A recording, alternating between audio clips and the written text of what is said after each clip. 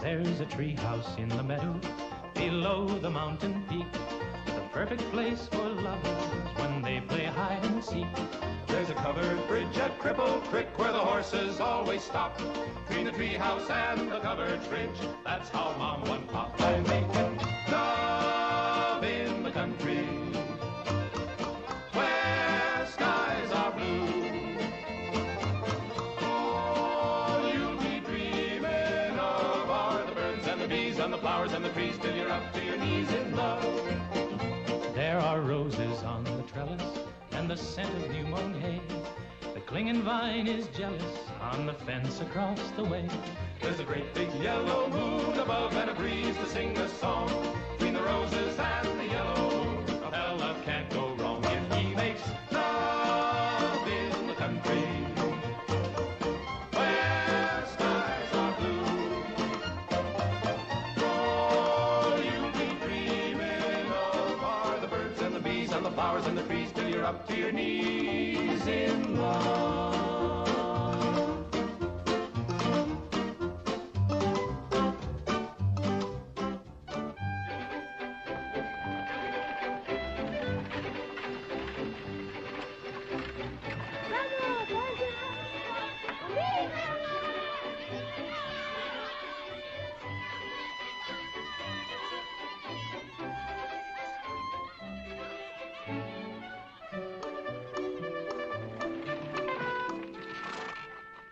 Lord to goodness, not again.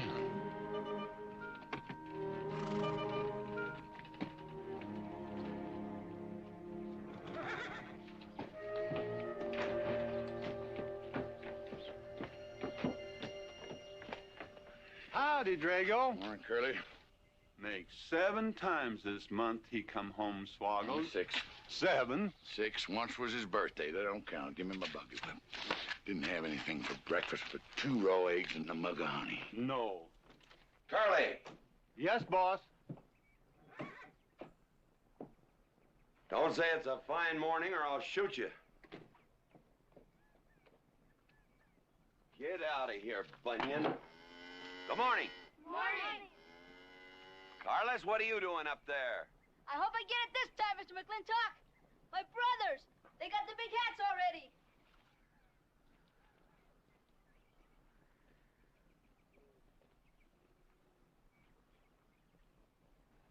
All right, let them have at it.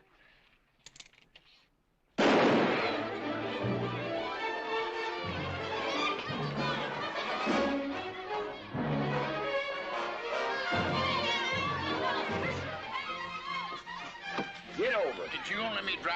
You promised me you would sometime. No, yeah. Boss, you better watch that turn onto the road.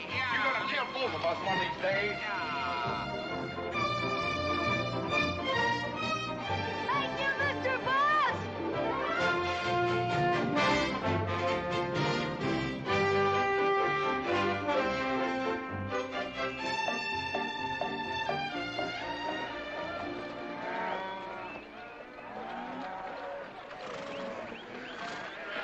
You got cattle in the back, boss.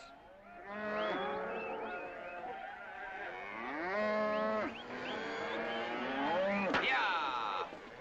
Give it up, yeah.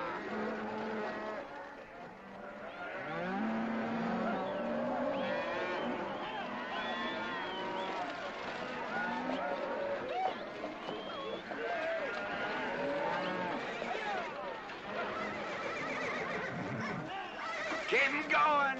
15 cents a pound all the way to Kansas City. Yeah. Yeah.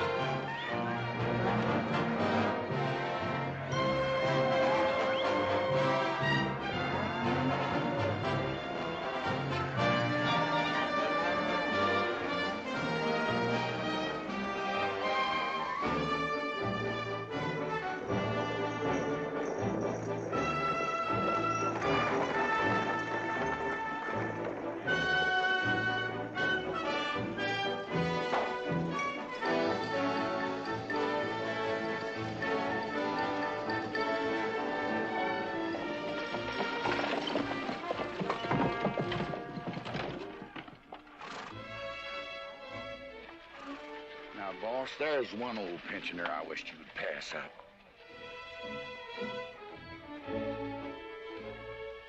Bunny? Yeah. I knew where I'd seen his face before. He's an old timer. He's just been around town a couple of years.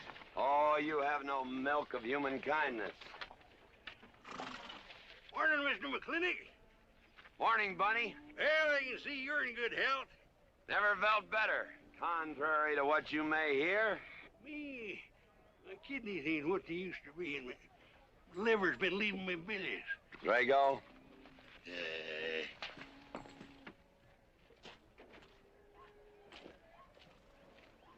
Hello, Ben. Hey, McLintock. Drago, throw that in the buggy. Yes, sir. The scrubby bunch of Sooners, huh? They are at that. Well, it ought to make Douglas happy, lining his pockets with land fees. What are we gonna do? I don't know what you're gonna do, Ben. Me, I do nothing. 200 families. Quarter of beef a week per family. If they last 2 years, that can be a sizable number. I got 20 head to 1 of any other brand on the Mesa Verde. I'm not hollering. Some of us haven't got all the money in the world. Some of us ain't old and tired and feel like being put upon. You interest me, young Ben. Go on. So the first time I find one of our hides wearing our brand hung on one of them settlers' fences, I aim to kill me a plowboy. You do what you want, McLintock. We'll do what we want. Fellas my age generally call me GW or McLintock. Youngsters call me Mr. McLintock. All right, Mr. McLintock. Not because I'm afraid of you. You're the big he-stud of this country. And I reckon a fella my age should call you Mister. He's full grown now, GW. He's a half owner of the spread. I made him a full partner the day the doc gave me the long face. Well, you want him to vote the first time this territory becomes a state, don't you? Of course I do. These settlers get burned out, there'll be a lot of hollering that this country's too wild to be a state. We'll go on being a territory some more, with a lot of political appointees running it according to what they learned in some college where they think that cows are something you milk, Indians are something in front of a cigar store. I'm looking to you to hold young Ben down. I'll do what I can. Come on over to the house once in a while. We'll rack up a few hands of stud. GW, that'll be just fine.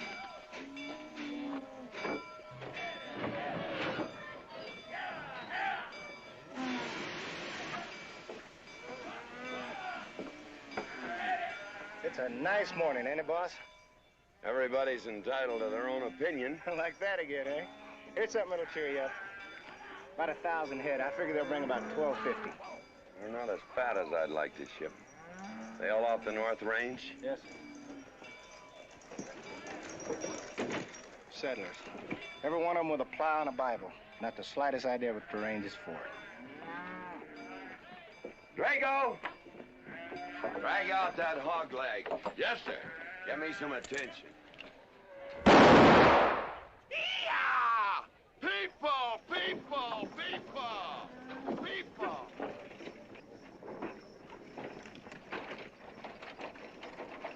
Come on, all of you. Gather round. People, come on. Gather round. I'm McLintock. You people plan to homestead and farm the Mesa Verde. Yes, sir. The government give us each 160 acres. The government never gave anybody anything. Some years back, a lot like you came in. You had a pretty good first year, good summer, easy winter. But the next year, the last rain was in February. And by June, even the jackrabbits had sense enough to get off the mesa. Folks, do you know who that is? That's McLintock. George Washington McLintock. I told him that, Douglas. He controls the water rights on 200 square miles of range. You know that lumber you got? It came from his land. Cut by his loggers and milled in his mills. Douglas, I come close to killing you a couple of times when we were younger. Saddens me I didn't. Can you imagine a man who owns all that? Oh, and mines too, I forgot to mention them. All that. And he's begrudging poor people a measly 160 acres. That right, Mr. McLintock? You begrudge us a little free land? There's no such thing as free land. You make these homesteads go, you'll have earned every acre of it. But you just can't make them go on the Mesa Verde. God made that country for buffalo. Serves pretty well for cattle. But it hates the plow. And even the government should know that you can't farm 6,000 feet above sea level. Any trouble, Mr. McLintock? No trouble, Jeff.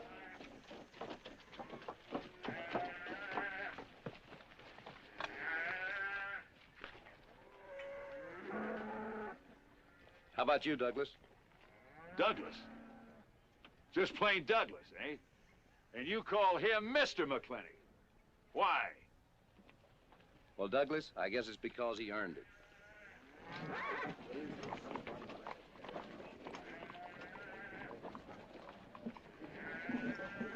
Mr. McLintock? Yeah? I'm a good hand with cattle, Mr. McLintock. I'd like a job. Well, you look strong enough. You come in with those Sooners? Well, yes, sir, but we don't have a homestead. Can't use you.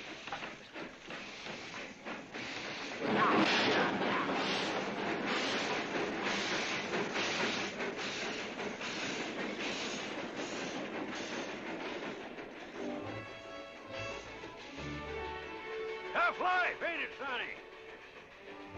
Hell, ain't much future in being a farmer around these parts.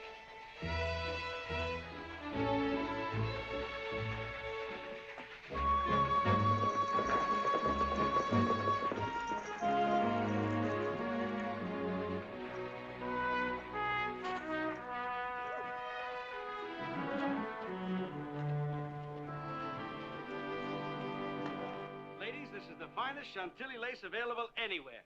Chantilly, Mr. Birnbaum. Well, believe me, it's the best. Oh, excuse me, please. Look around. Take your time. Drago, I got 1,000 Havana cigars and 12 of those hats for you over there. Them 12 big hats ain't gonna last long the way some folks have been dipping into that red eye these days. Uh-oh.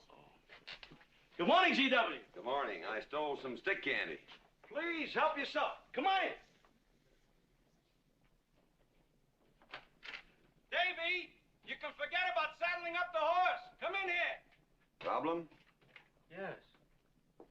Well, if I were blacks, I'd move Queen's Bishop to King 4.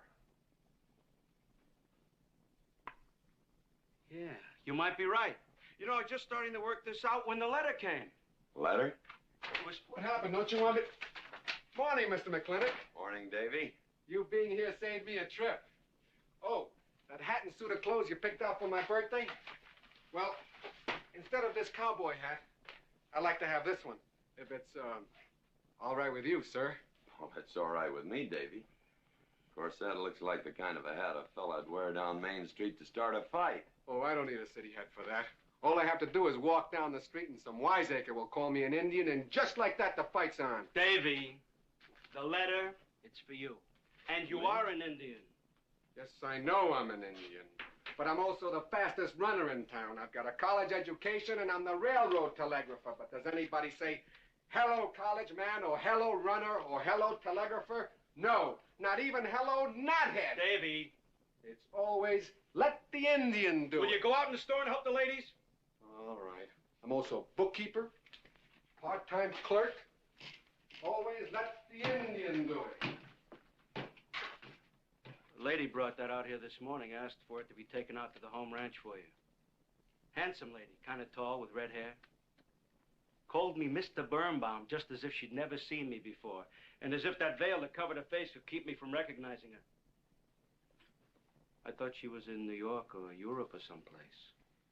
So did I. Jake, you better throw on a couple extra cases of the boss's favorite bourbon.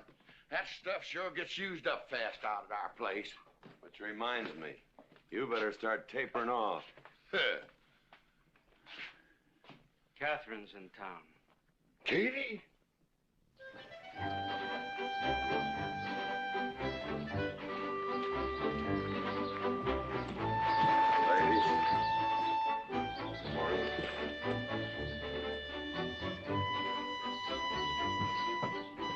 Morning, Mr. McClintock. Morning, Mr. McClintock.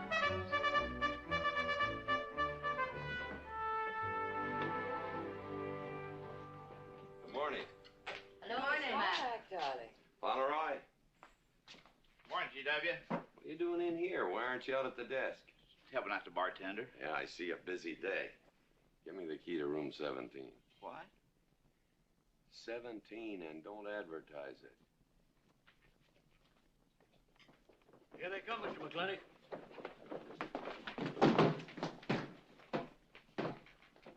Set 'em up. Beer, whiskey. Day off? Off day. Wonder what he's so preoccupied about. Haven't you heard? No, what? Katie's back in town. Katie? Yes, dear. The social arbiter. Well, hi, Sonny. Good morning. Oh, He sure is a quiet one. Mr. McClintock, I don't want to bother you. I'm sorry, boy. I told you, no job.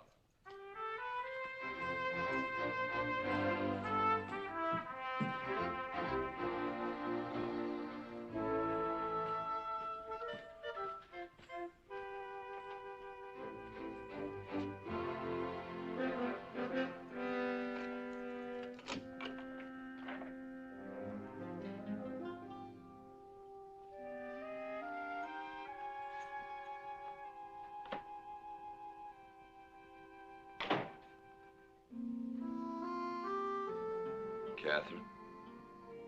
George Washington McLintock.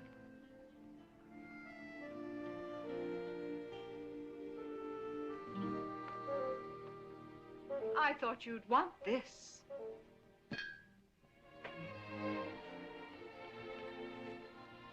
First dig of the spur. But who am I to upset your plans? Don't you feel kind of silly? I never feel silly. It's because you have no sense of humor. Why couldn't we sit down in the hotel dining room and talk about whatever it is you want to talk about? Or why couldn't you just come over to the house? And have everybody know that we're meeting. Everybody knows, and what's the difference? We're married. That is something I should like to change.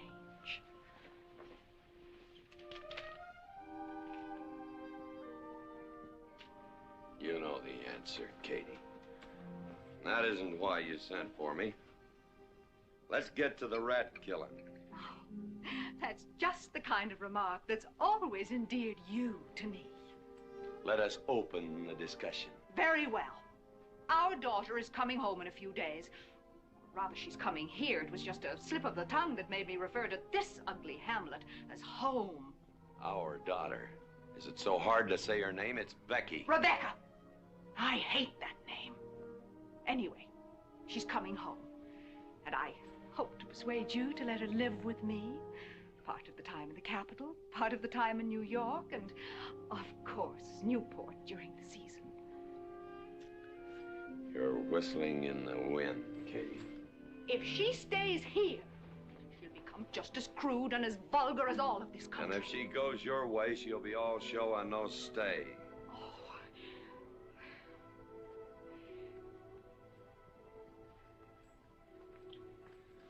No go, Kate. I hate you. Oh, how I hate you. Half the people in the world are women. Why does it have to be you that stirs me? Animal. That's the story. I saw your picture in the paper at the governor's ball. You were dancing with the governor. At least he's a gentleman. I doubt that. You have to be a man first before you're a gentleman. He misses on both counts.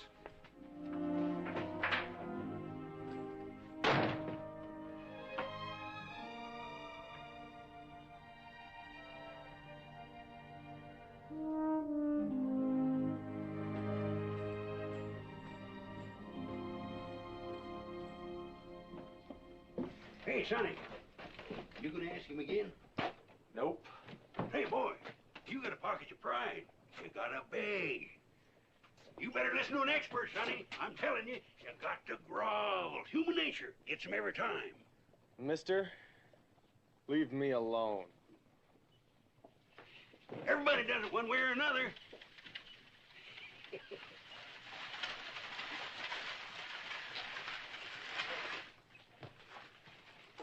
About that job, Mr. McLintock. I already told you, son, I've got no need for farmers, or use for them. Just 1 minute, Mr. McLintock. My father died last month. That's how come we lost our homestead. I've got a mother and a little sister to feed. I need that job badly. What's your name? Devlin Warren. Well, you got a job, son. See my home ranch foreman. He's over at the corral.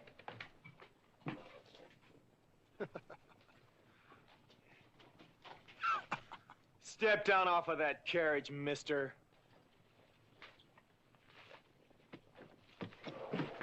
Hold that hog leg. I've been punched many a time in my life, but never for hiring anybody. I don't know what to say. Never begged before. Turn my stomach. I suppose I should have been grateful you gave me the job. Gave? Boy, you got it all wrong. I don't give jobs, I hire men. You intend to give this man a full day's work, don't you, boy? You mean you're still hiring me, Mr. McLintock? Well, yes, sir. I mean, I'll certainly deliver a fair day's work. For that, I'll pay you a fair day's wage. You won't give me anything, and I won't give you anything. We both hold up our heads. Where do you live? The settlers' encampment, down by the mine. That's your plug? Yes, sir. Well, hop on him, and we'll go get your gear.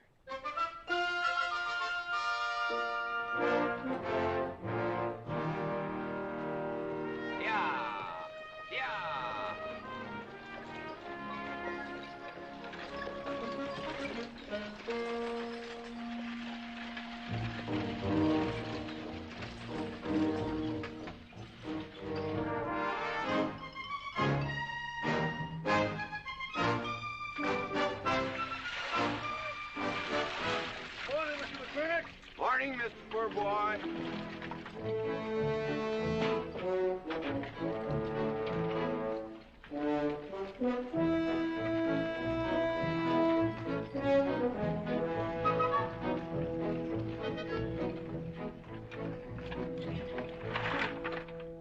I'm sure that all you fine people are interested in knowing just what portion of this new land will be your new home. Oh, Jones and McAllister, since you've been more or less the leaders of our group, I'd like to have you come up and check the exact location. Won't be a minute, sir.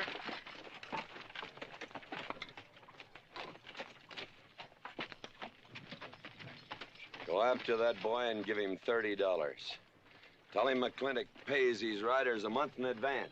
From the looks of things, they could sure use it, too. Oh, Mom?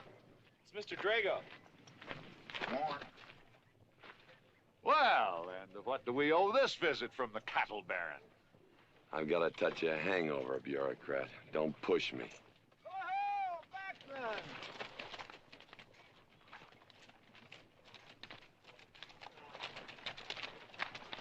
Say, those are Indians. Are there Indians in this homestead land? Friendly Indians, my boy. Oh, Macklin. Oh, running buffalo. Oh, Macklin. Long time we don't get drunk together. And it's going to be a lot longer time, because it's against the law and you're with the sheriff. And if I got my hands full, they came into town to meet the train. The old Indian chiefs are coming home. I heard they'd been pardoned. They don't know when it's arriving, this week, next week, or next month. So in the meantime, I've got to do something with them. Could I cut out a couple of head of your steers to feed them? Otherwise, some of these settlers' milk cows are going to disappear. That's right, Macklin. Cut out whatever you need. Sheriff, are you going to camp these savages with all these settlers? You're asking for trouble. Mr. Douglas, I already have plenty of trouble. Please stay off my back. Running Buffalo, bring your people over to the clay slide. Hello. Hello, Mr. Macklin. Tiny Mouse, it's nice to see you. You wouldn't believe it now, but 20 years ago, she was a mighty handsome maid. 20 years ago, you thought so too, Mr. Douglas.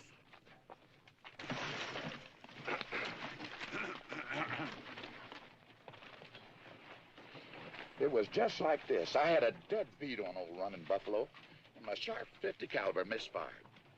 That was back in that trouble in the 40s. Remember? I remember. Hey, you want to tell you something come directly from heaven? No.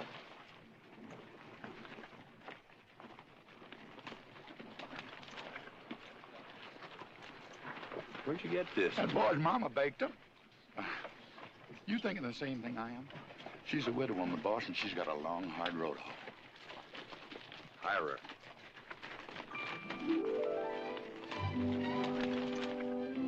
I always said you had a heap of sense. Mr. McLintock, this is my mother. Your mother? And my sister. Pleased to meet you, Mr. McLintock. Ma'am, this here's my boss, and he has few choice words to say about your biscuits. Yes, Mr. McLintock? Huh? They're great.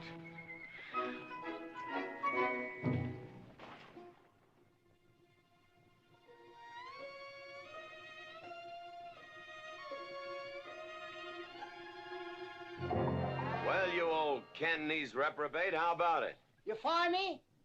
I kill myself.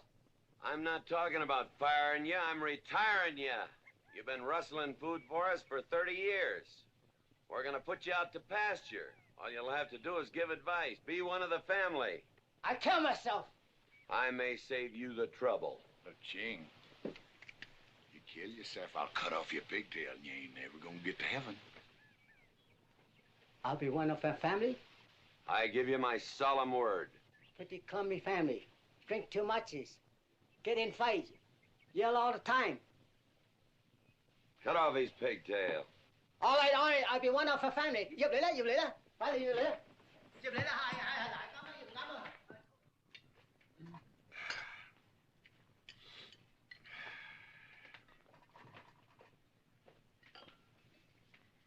I hope everything is satisfactory. This is such a big house, it'll take me a while to get used to things. Now, please don't hesitate to tell me if anything is wrong. No bird's nest soup. Otherwise, just fine. Everything went nicely. Who's Finally, having fine. it, ma'am? Best apple pie I ever had. Curly's right, ma'am. Hated to leave that last bite. Shall we celebrate with a drink? Carlos, come in and help me with the dishes. Alice, you want to help too? Yes, Jacob. All right, pitch in. Now, I'll wash and you kids can dry. Is that good here?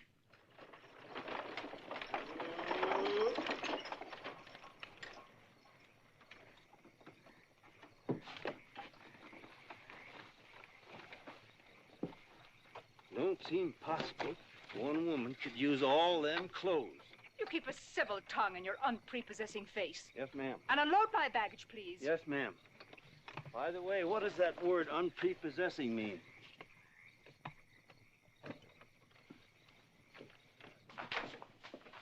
Miss McLintock. Oh, hello, Carlos. Run and help the driver with my luggage. I couldn't trust anyone else in this house to do anything correctly. Luggage? Give him a hand, Curly. Yes, boss. Mr. McLintock? Are you moving back in? Yes, but nothing has changed except my place of residence. And I'd be willing to put up with savages rather than be denied the company of my daughter. And I'm proving that by moving in here.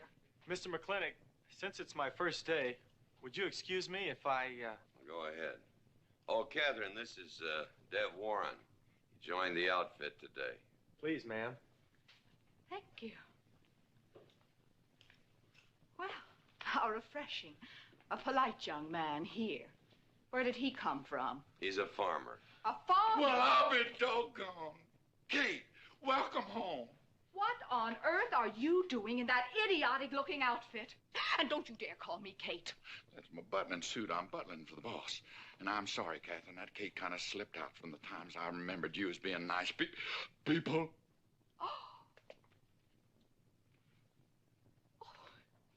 Are you going to stand there with that stupid look on your face while the hired help insults your wife? He's just ignorant. He doesn't know any better than to tell the truth. And I can't help this stupid look. I started acquiring it as you gained in social prominence. Mrs. McLintock, where do you want I should Put him in the master bedroom. Yes. But move Mr. McLintock's things into another room. Oh, the one back of the stairs would be best so that he can't wake up the entire household when he comes home every night. Just before daybreak. Yes, ma'am. Oh, excuse me. Here's your cigars, Mr. McLintock. I am Mrs. McLintock. Catherine, this is the cook. This is the lady does the cooking for us. Mrs. Warren, Mrs. McLintock. How do you do? Very pleased to meet you, Mrs. McLintock. Very pleased. Likewise. You see, I just came to work here today, and I guess I jumped to the conclusion that this was a bachelor's household. It is, and then again it isn't. I will explain so everything will be quite clear, Mrs. Wallace. Mrs. Warren. Mrs. Warren. It has been a bachelor's household for quite some time. And it will be again, just as soon as I am out of here, which will be as quickly as I can make arrangements to take my daughter back east with me. You see, she's coming home from school in a few days, and then we'll be off together, and you can return to conducting yourself as you consider proper in a bachelor's household. Katie! Shut up! Until then, I am mistress in this house. And I will give the orders. I want my breakfast served in bed. Let her. Ain't you gonna say nothing, boss? Breakfast in bed. No. 1 poached egg, tea, toast. Oh, GW. As soon as my things are put away, I want to talk to you about Rebecca. Yes, Mrs. McLintock. Indeed, Mrs. McLintock. Of course, Mrs. McLintock. The toast, lightly browned and unbuttered. Of course, ma'am. Wait a minute now, boss. Where do you think you're going? I just remembered I got a date. But she said she wanted to have a talk with you. I heard.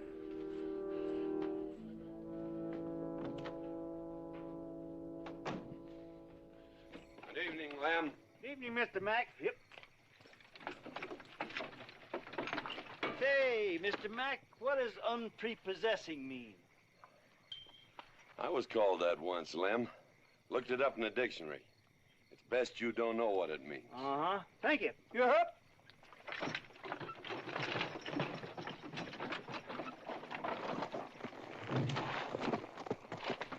Hey! What am I gonna tell her when she asks where you went? When in doubt, tell the truth. She wouldn't expect that from you anyway.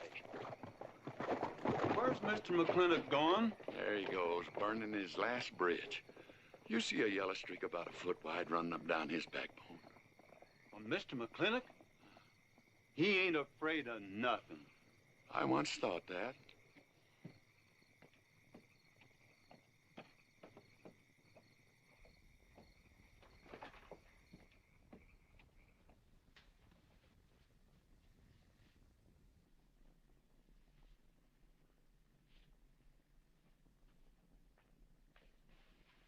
Drago? Yes, ma'am. Was that, He took off, lit out. I told him I wanted to talk to him. Yes, ma'am. I was standing right over here when you said it, and I was standing right out there on those front steps when he walked up to a horse, grabbed a hunk of mane, stepped up on him, and sunk spur. Where did he go? Last time I saw him, he's going east. But you know him, he's liable to go north, south, or west. Get me a carriage. Yes, ma'am, but... But what? Maybe you shouldn't follow him into maybe where he's going into. What does that mean? I don't know, but I wish I hadn't said it. Just get the carriage. Yes, ma'am. What happened? Get the Bruce. Baruch? Hitch it up. She wants to go to town. But Mr. McLintock never said anything to me about it. Look, young fella, I'm the ramrod around this place, and you better start giving me a yes, sir. You're gonna get the roof of this house pulled down on your head. Yes, sir.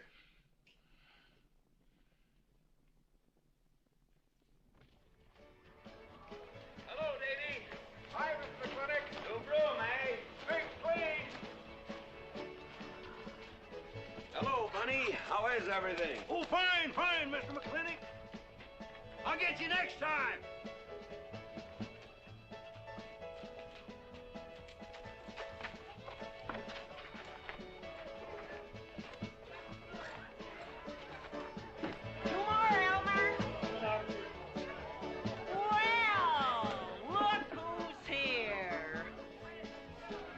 Howdy, Mac. Same as usual? Ladies. Evening, GW. Jake? Wrong move. What? Chess problem. Queen's in danger.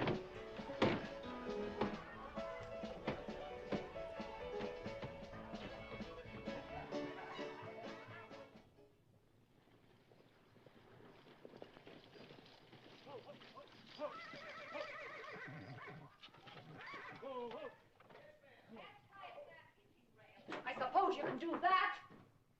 Camille, you're on your own. Mr. McLintock?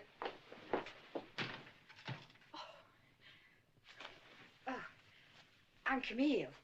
Camille Reedbottom. I'm learning the game of chess.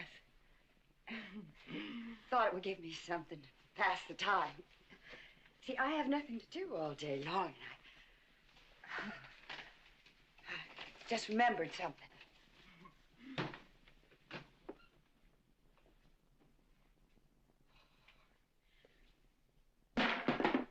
Katherine, I didn't hear you come in. Mr. McLintock, I told you that I wanted to talk to you. Not now. Could I get your glass of sherry, Katherine? Oh, thank you, Mr. Birnbaum. I could use one. I came into town behind a runaway team. Drago never could handle horses. It was that young man whose mother pretends to be your cook. Katherine, your wine. Oh, thank you, Mr. Birnbaum.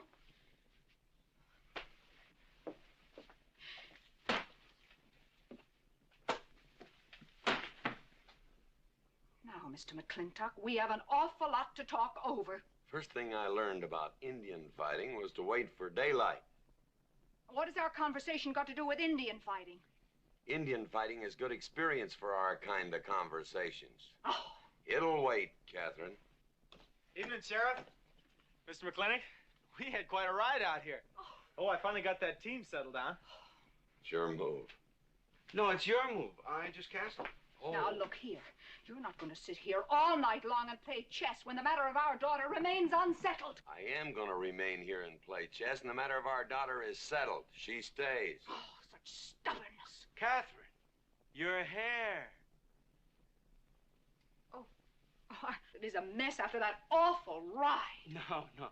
It's just that I haven't seen you for a long time. And it seems to me the last time I saw you, your hair was a little darker, no?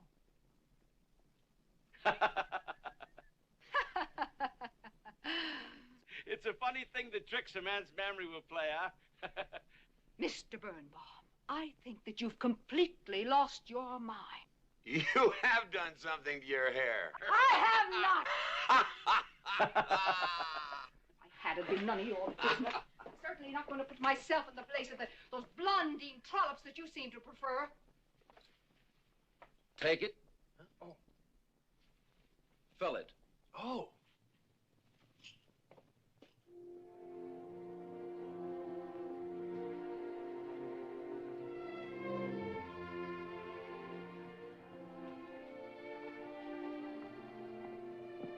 Morning.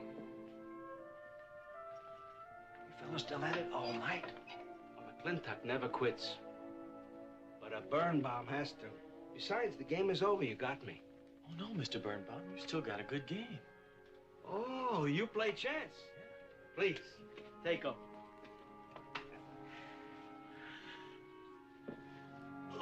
Pretty good. Fair? Well, looks like I won't have to come into town always to get a game. Remember, I'm a bad loser. It's your move. Yes, sir.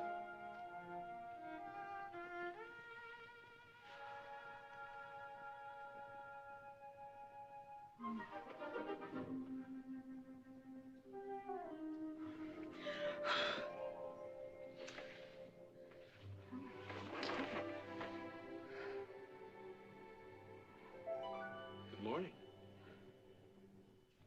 Good morning. Oh, it's not morning already. Mm-hmm. Cup of coffee? Oh, yes, thanks, Jake. You're welcome, Katherine. Got any cream? Canned cow's milk. That'll do. condensed milk. That reminds me. I was cleaning out my desk the other day. I found something I wanted to return to you.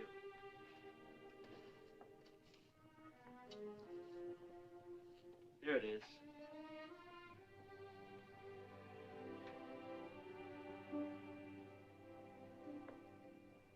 It's a medal, remember? From the President of the United States of America to First Sergeant Michael Patrick Gilhooly for bravery above and beyond the call of duty. It's your papa. Reminds me of the first time I ever saw you. It was over 17 years ago. You walked into my store, not much bigger than the bundle you were carrying. And in the bundle was the most beautiful baby I ever saw. And was she hungry?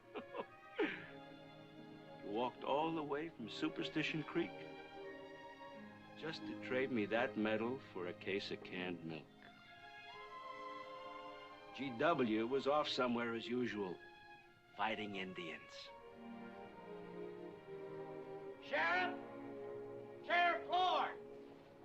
Well, have you seen the sheriff? Kind of early for him. To try his house? Why didn't I think of that? Looks like Birnbaum's is open. Maybe somebody in here knows. So there you are, Sheriff. I told you you were headed for trouble. Trouble? I want to know by whose authority you let those Indians stay in town. Those savages are wards of the government, and I am the representative of that I told Sheriff Lord that he could put him up down by the clay side. Because the town's named after him, he thinks he owns it. Well, you check the books in the recorder's office, and you'll find I do own a fair piece of it. Agard, if you knew anything about Indians, you'd know that they're doing their level best to put up with our so-called benevolent patronage, in spite of the nincompoops that have been put in charge of it. Those Indians need my permission to leave the reservation. Those chiefs have been giving orders all their lives. It's pretty hard for them to understand that they have to hold up their hand like a schoolboy in a classroom. The law is very clear. I told you you'd get no satisfaction from these people. But we'll get the girl back. Girl? The girl the Indians kidnapped. But don't worry. I armed the settlers and set them to rounding up those red devils. What is this about a girl? Millie Jones, one of the settlers' daughters. The Indians kidnapped her. That's ridiculous. And you turn loose a lot of farmers with shotguns? I certainly did. You're insane. Let's go, Sheriff. Mr. Douglas. Oh, Miss McLintock. Much as I hate to agree with GW about anything, you haven't changed a bit. You're still an hysterical fool.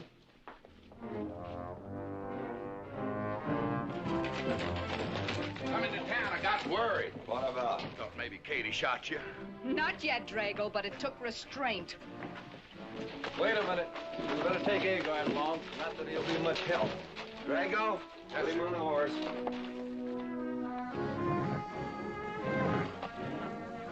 Just a minute. Well, I'll drive. Yes, sir. Agard, what are you doing? Agard, this is serious. Stay with him, Agard. Stay with him. Agar, will you stop showing off and getting this buggy? Mercy. Mercy. That horse is a little green.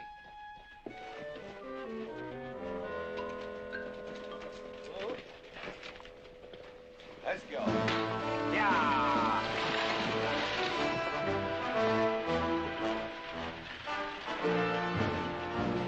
Just where do you think you're going? Don't use that range, boss. Tone of voice with me.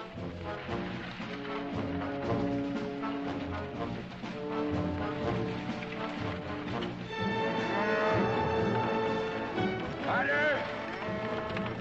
Headed for Mr. Poor Boy's mine. Mount up some riders. Right, boss. You heard the man.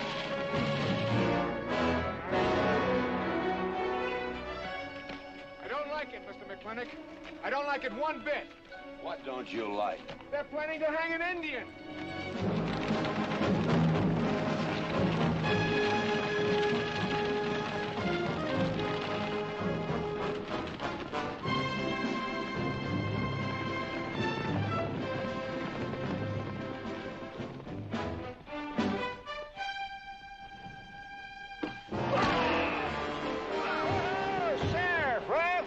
where's the whiskey?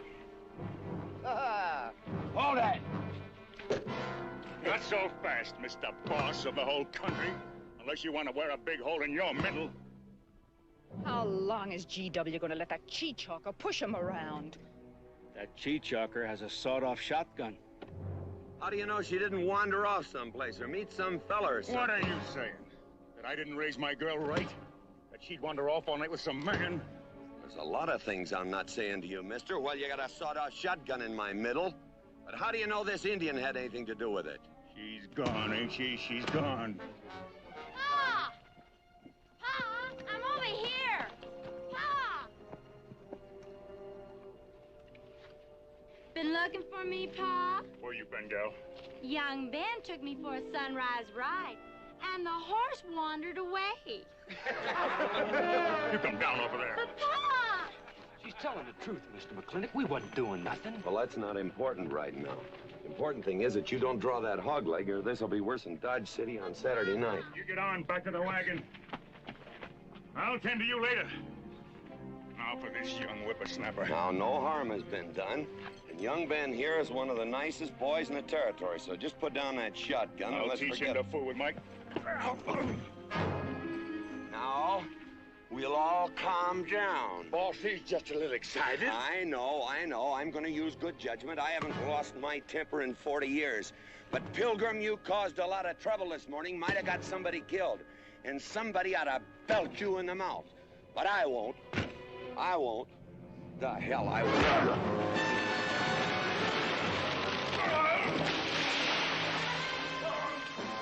McLintock Rider!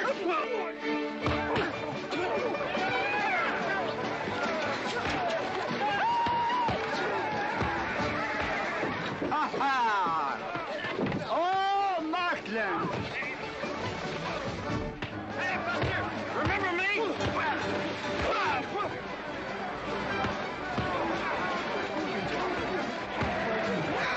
Hello, sir. Nice party.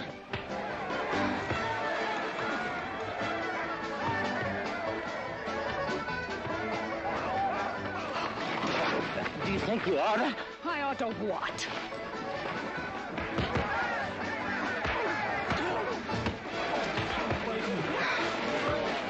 Why, you think?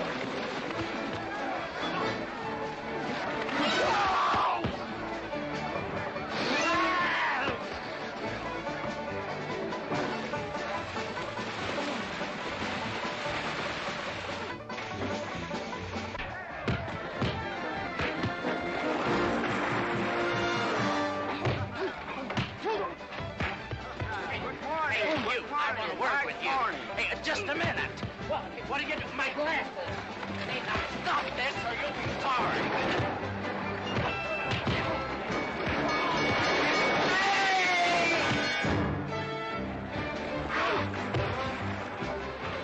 Stay out of this, Jake. It's everybody's war.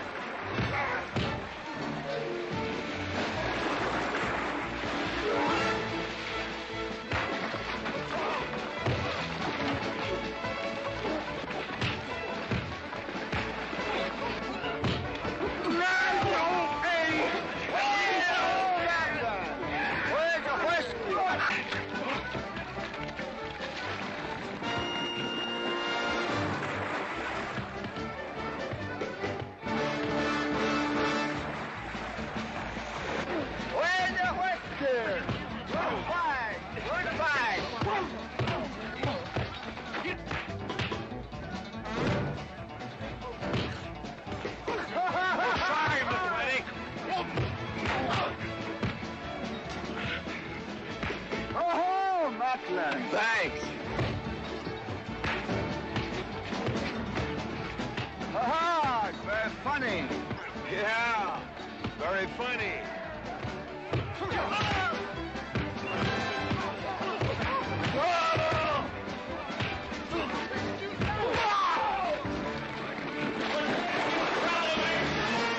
Guys, Mr. Douglas, I'm sorry.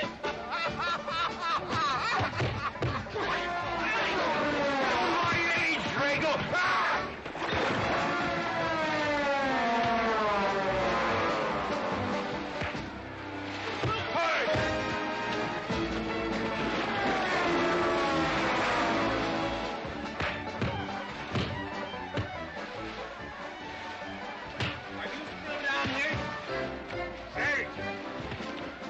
swaddling away, huh? Honest, Mr. Jones, honest.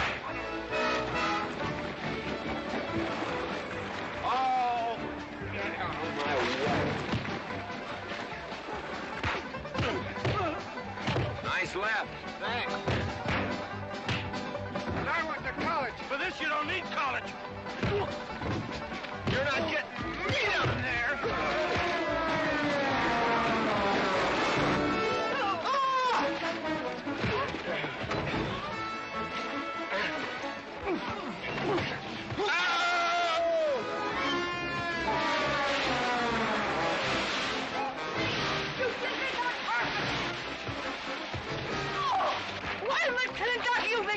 Good morning to you, Mrs. McLintock. Buddy, you big...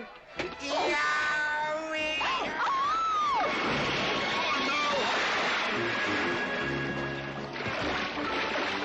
G.W. McLintock, you big bacon clumsy! Well, it's pretty hard to control yourself.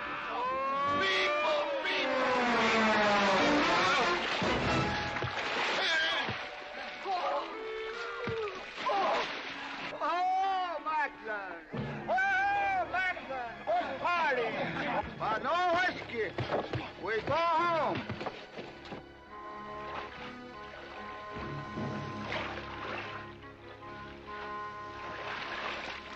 You and your friends! Well, we at least saved your hat. Oh.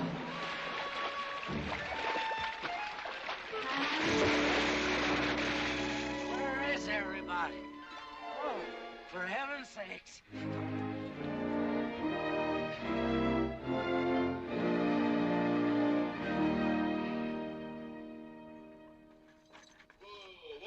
Drago, will you never learn how to handle a team? Yes, ma'am, I'll sure try. I tell you that now.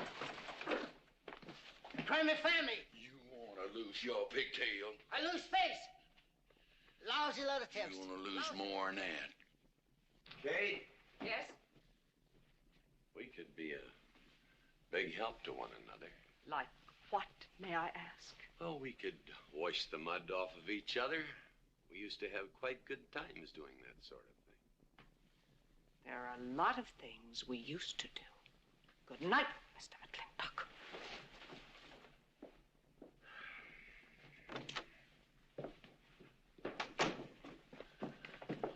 Any luck?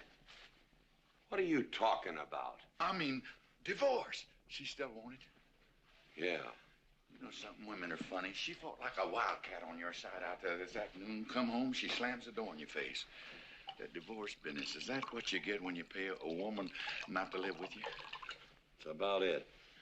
Some women I've known it'd be worth it. You know, if we had any moral character, we wouldn't be standing here covered with mud drinking when we should be washing. G.W. Drago.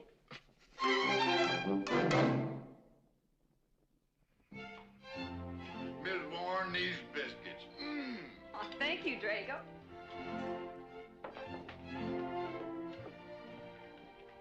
Good morning, Mrs. Warren. Morning, Mr. McLintock. Breakfast for the boss? If that's the way you want it, Mr. McLintock.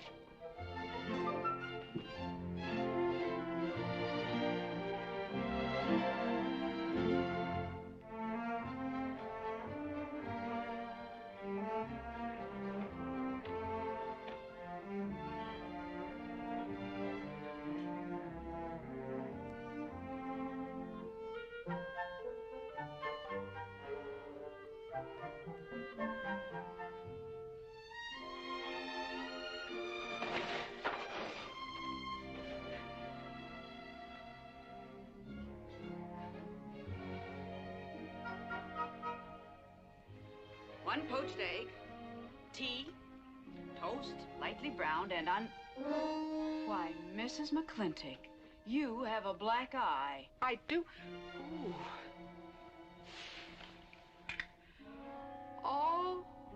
Oh, and Becky's coming home today. And that's not all. There's a little something we'd better get settled. There are no men listening now, so we can be ourselves. Oh, sure, I let you get away with all that guff the other night. But now that we're alone... When I want the opinion of the hired help, I'll ask for it. You know, you could wind up with two black eyes. What? Oh, I realize you had to put on that big act. We always have to just before we get ready to forgive them. Generally for something they haven't done. But you and I both know that's just to keep them from getting the idea they run things. McLintock give you that black eye? No. Nobody gave it to me. I won it.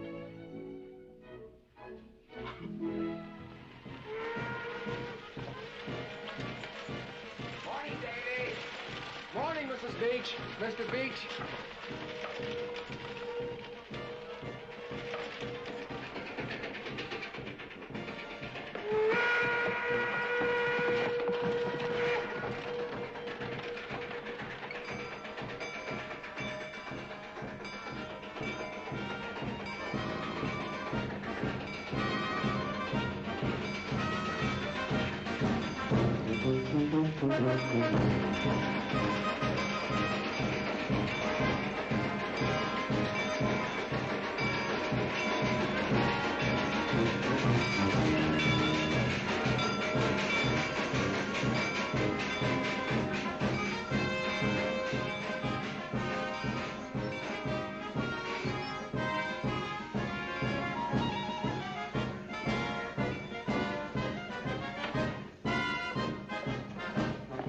Why, Miss Becky, welcome home. Hi, Dad. My How boy! are you? Good to see you again. Daddy! Well, Daddy! Oh. It's been 2 long years. I guess I'm gonna have to stop calling you Tomboy. Oh, Becky. Mama! Oh, darling. I wasn't sure you'd be here. Oh, I've been here a few days. And, oh, Becky, I bought you 3 of the most beautiful dresses. Baby. Uncle Drago! Oh!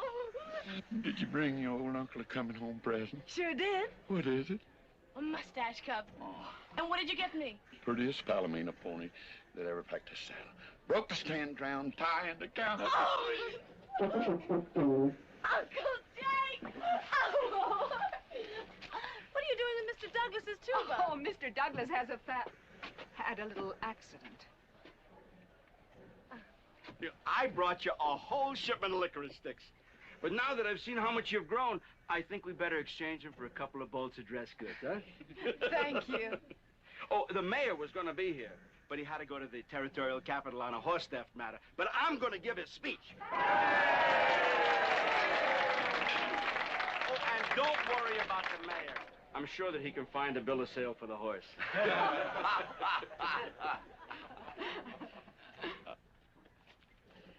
Ladies and gentlemen, we are here to welcome the fairest... What am I doing?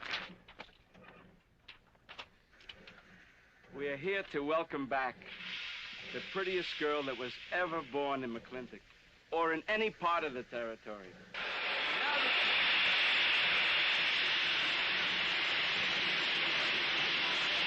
Hey, Davy! Yeah? Got something for you. Master up at the junction told me to let him ride, so I locked him in here. I've had my scalp a long time, and I aim to keep it.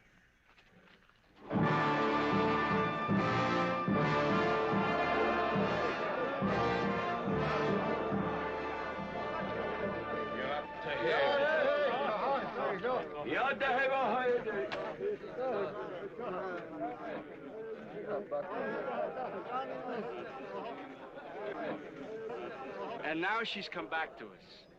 Gone are the pigtails, but the freckles are still on the prettiest face that was ever born in McLintock.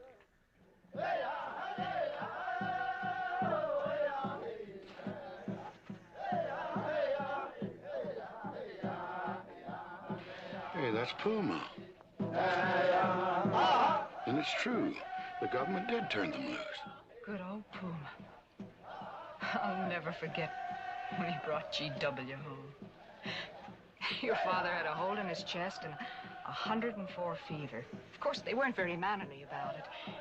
He came past the house at a high lope and threw him on the doorstep. And you do remember them good old days, don't you, Katie? Katherine.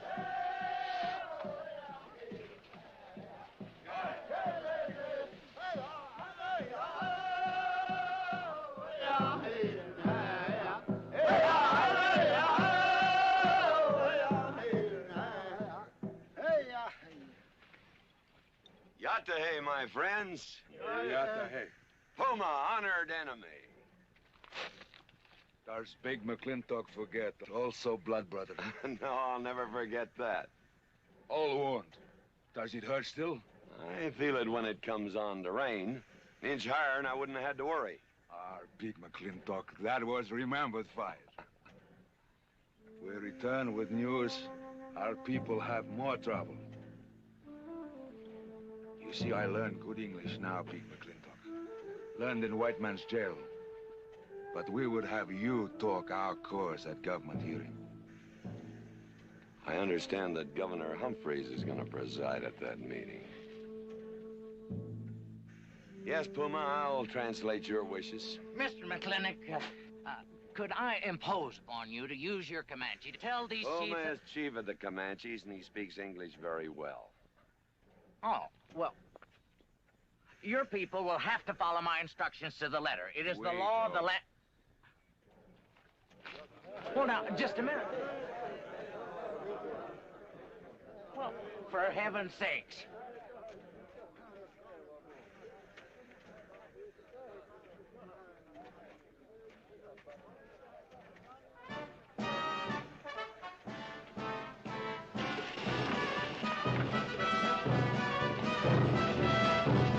You wait here, honey. I'll get the buggy. Go to the clinic party? Surely. Will I see you there, Beth? Of course, Davy, and you can have the first day. Sis? Don't want any sister of mine talking to strangers. Davy's not a stranger. He clerks in Birnbaum. He's an Indian.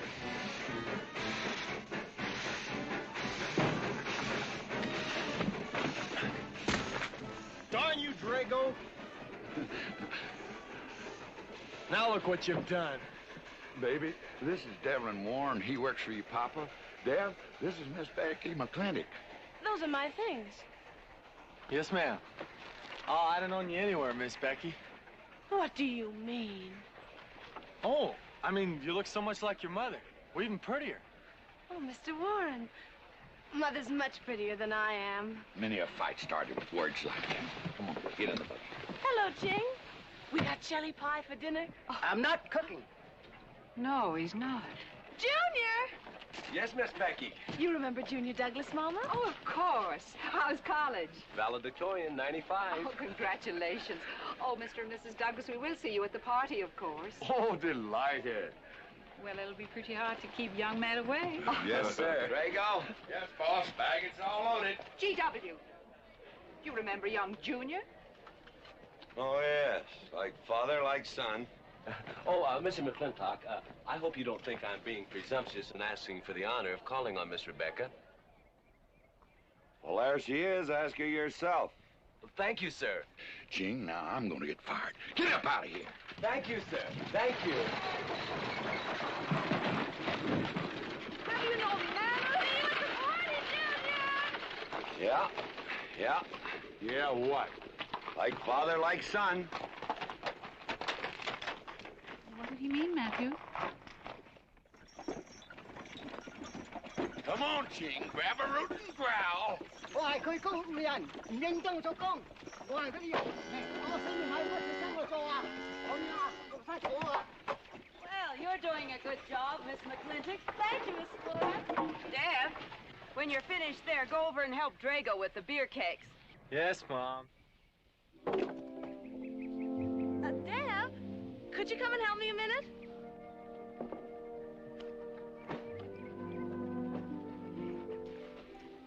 I certainly was surprised to hear you went to college. Why? I don't know. Junior says Purdue's a good college for a backwater place like Indiana. Well, he did indeed. Oh, could you do this? I can't reach it. Why didn't you finish college? Lack of funds. My father got sick, and he had to come out west. So we took out a homestead. You know, your mom's sure cute. It's too bad you didn't inherit her eyes.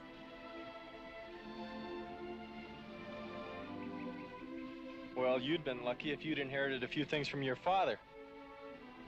Oh, really? For instance? It was common sense, for instance. Common sense? Yeah.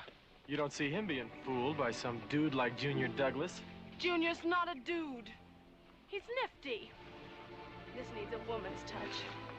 And besides, he got a letter at college. What sport? Glee club. Very strenuous. Don't you dare hug me! I have no intention of hugging you.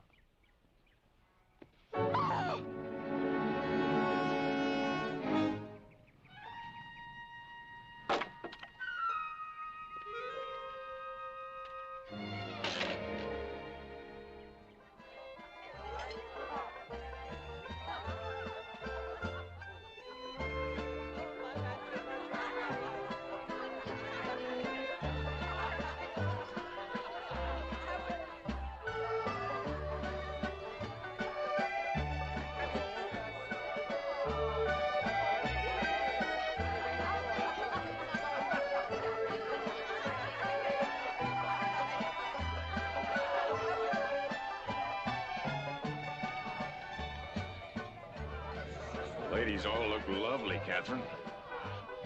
You know, this is a real fine party. Oh, thank you, Ben. Of course, we had to invite everybody. Just everybody. Sorry, GW, but this one's mine. Well, thank you, Mrs. Warren. I guess I'll have to be a good host, my own home. Well, the next one's yours, Mr. McClintock. Thank you.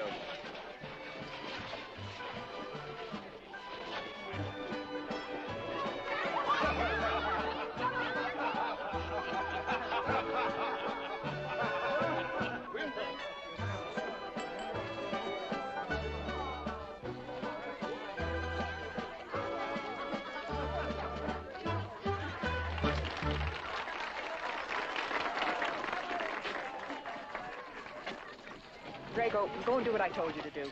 Oh, Katie. Katherine, do as you're told. Oh, Drago, do this. Drago, do that. Yeah! People, people, people. This Douglas feller. Drago! Yes, ma'am. Matt Douglas, Jr. is going to bring you folks some of the latest terpsichorean dance steps, brand new, brought by him directly from New York City. All right, Mr. Fiddler.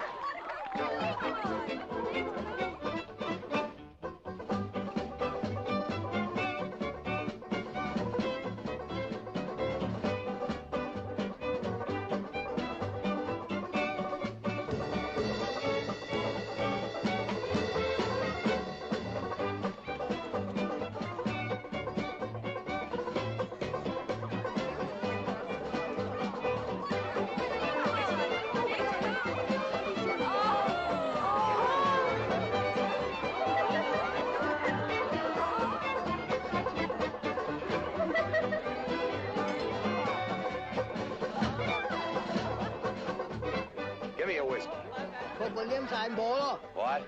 Just turn a 10-gallon party, boss. We'll run out of whiskey. Well, I can take care of that. Shane.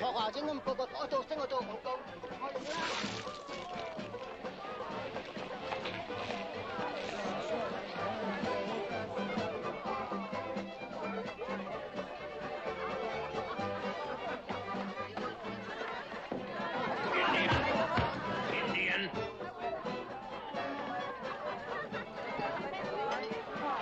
You still got any ideas about asking my sister to dance? Get up and we can do this all over again. Yes!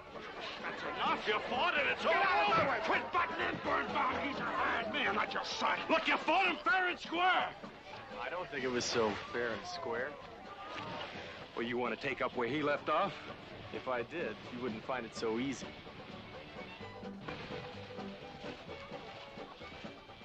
Now we've had enough of this. Well, when are you gonna quit walking away? Just as soon as we're out of sight of the party. Little lesson I learned back home, don't fight in front of women. Well, we're out of sight now, so we are.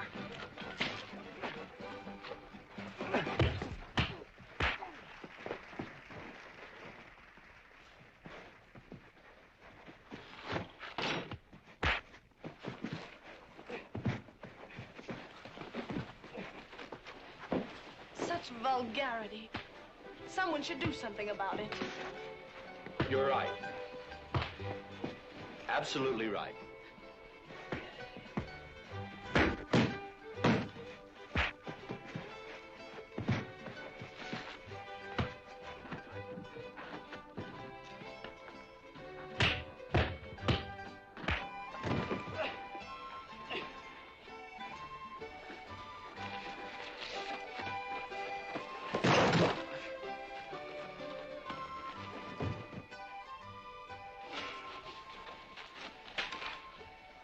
Young man? I'm all right, Mr. McLintock. Pretty fancy fighting for a country boy. 2 years at Purdue, Mr. McLintock, on the boxing team. I never thought any farmer could whip me. You sure did. Better get him cleaned up. Get him some water, Jake. Yep.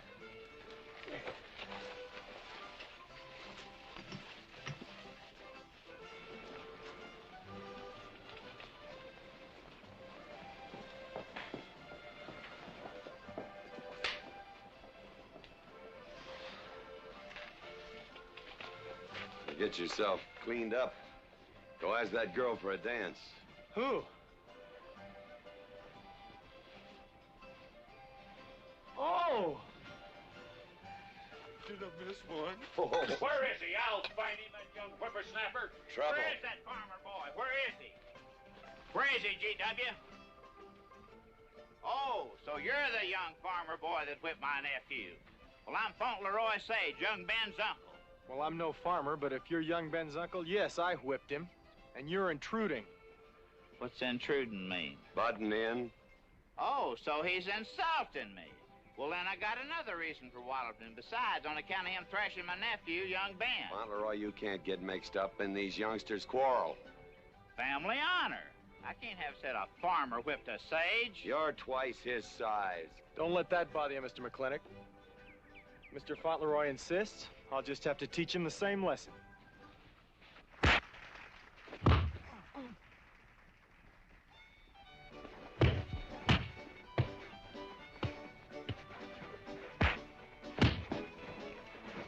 Say!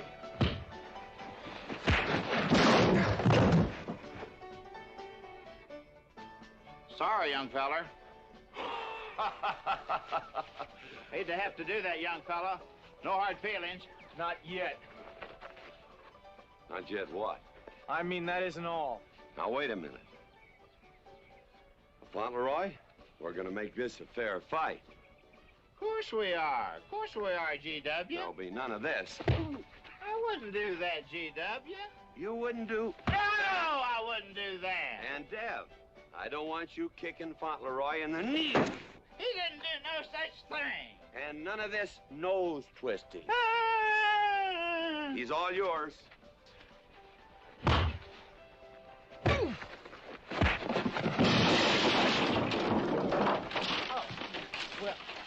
Well, where are my glasses? You all right, young feller? Ouch! I'm all right. This Indian agent will stop stepping all over me. I beg your pardon. G.W. You're just funning me. But I want you to know that boy fought me a fair fight. Well, I'm glad to hear that, Fauntleroy. Here's my uncle. Fauntleroy, what have you been doing? I hope my uncle didn't bother anybody. No bother. I think we'd better join the ladies before they get curious. Drago. Fauntleroy, let's line them all up for a do-si-do. Jake, you think tincture of arnica would help? Could be. Used to help you. Gentlemen, to the medicine cabinet.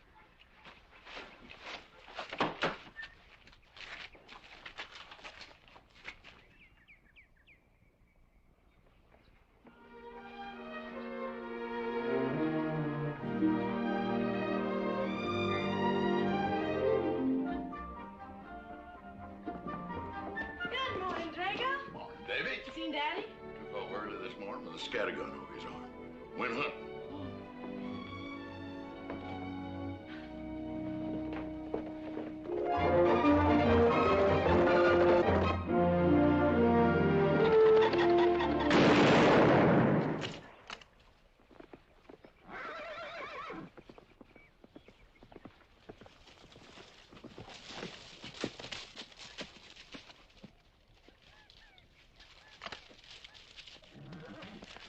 morning, Daddy. Good afternoon.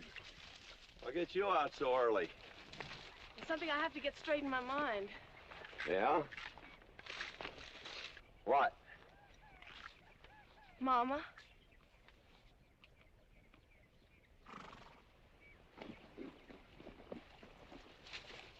Why'd you and Mama stop living together, Daddy? Why'd you separate?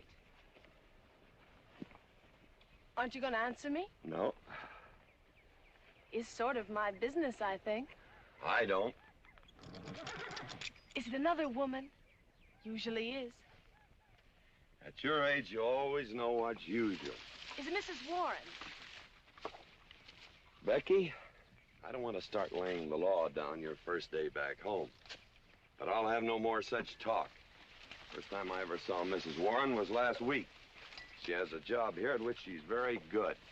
And I hope you'll have the good manners to not pry into other people's business. Your mother's and mine. Pretty good shot, Daddy. Oh, I can understand your trouble. Mama's often so, well, so petulant. Petulant? You learned a lot of words back east, Becky. Wish to God they'd have taught you some meanings. You were only about 6 months old when your mother stayed alone with you in a sod hut under 8 foot of snow, while I moved the herd 300 miles south to try and save it. Saved about half of it. You were a little more than a year old at the time of the great Comanche raids. We stood off 500 Plains Indians for 9 days. Petulant, Becky? I think you better go on home. See that Ching gets those birds.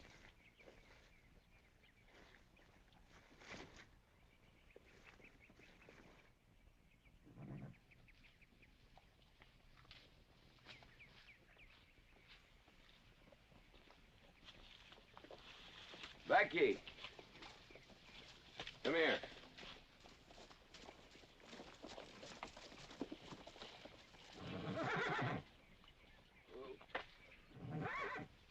There's something I ought to tell you. Guess now's as good a time as any. You're gonna have every young buck west of the Missouri around here trying to marry you. Mostly because you're a handsome filly. But partly because I own everything in this country from here to there. They'll think you're gonna inherit it. Well, you're not. You're gonna leave most of it to, well, to the nation, really. For a park where no lumberman will cut down all the trees for houses with leaky roofs. Nobody will kill all the beaver for hats for dudes, nor murder the buffalo for robes. What I'm gonna give you is a 500-cow spread on the upper Green River. Now, that may not seem like much. It's more than we had, your mother and I. Some folks are gonna say I'm doing all this so I can sit up in the hereafter and look down on a park named after me. Or that I was disappointed in you. Didn't want you to get all that money. But the real reason, Becky, is because I love you. And I want you and some young man to have what I had. Because all the gold in the United States Treasury, and all the harp music in heaven can't equal what happens between a man and a woman with all that growing together. I can't explain it any better than that.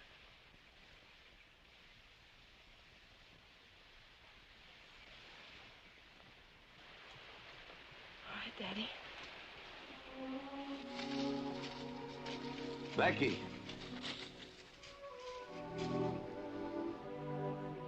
When you're as old as I am, you'll thank me for this. Daddy, I'm full grown. I wasn't worrying about me. I was thinking about you and Mama.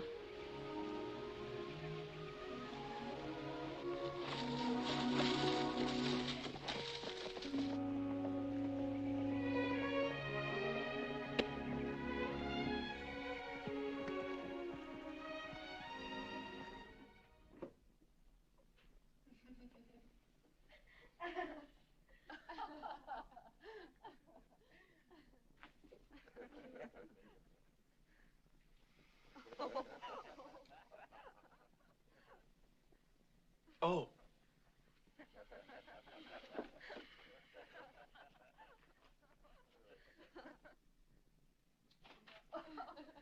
Well, sir, all three of them fell right out of the carriage.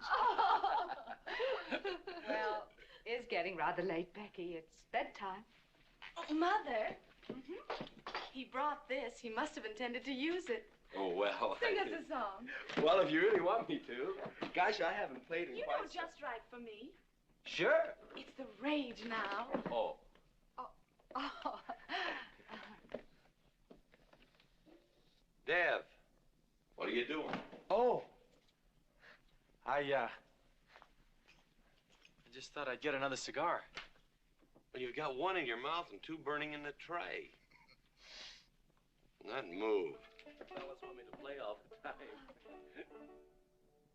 You're cuter than a baby steer, and softer than a mouse's ear.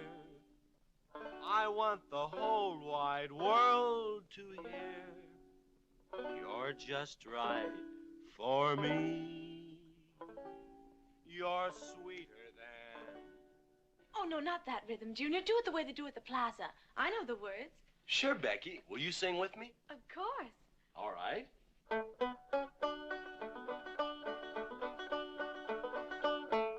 I love a man who's witty and smart and clever. It's your move. Oh. Oh, Deb, you're playing like an amateur. Let's call it an evening. I'd like to know where your mind is tonight.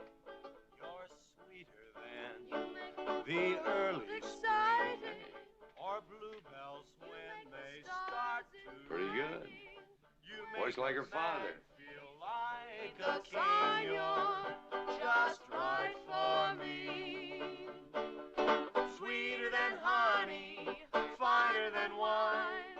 I'm sure they found you on that honeysuckle vine. I would melt in your embrace. You disappear without a trace. To die like this is no disgrace. This is the time. This is the place for you. Just Right for me.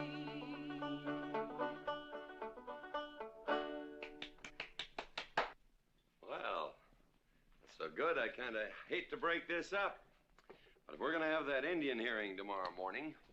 sir, about our conversation earlier this evening, I believe I'd better apologize. Yeah? Yes, sir, I've been thinking it over, and when I called you reactionary, well, that's merely my generation's term for your generation. Nothing personal, sir. Oh, really? Well, good night, sir. Good night, Miss McLintock. Good night, and do come again. Good night, Drago. Night. Boss, what does reactionary mean? Me, I guess. He says that anyone that wanted to sell at a profit was a reactionary.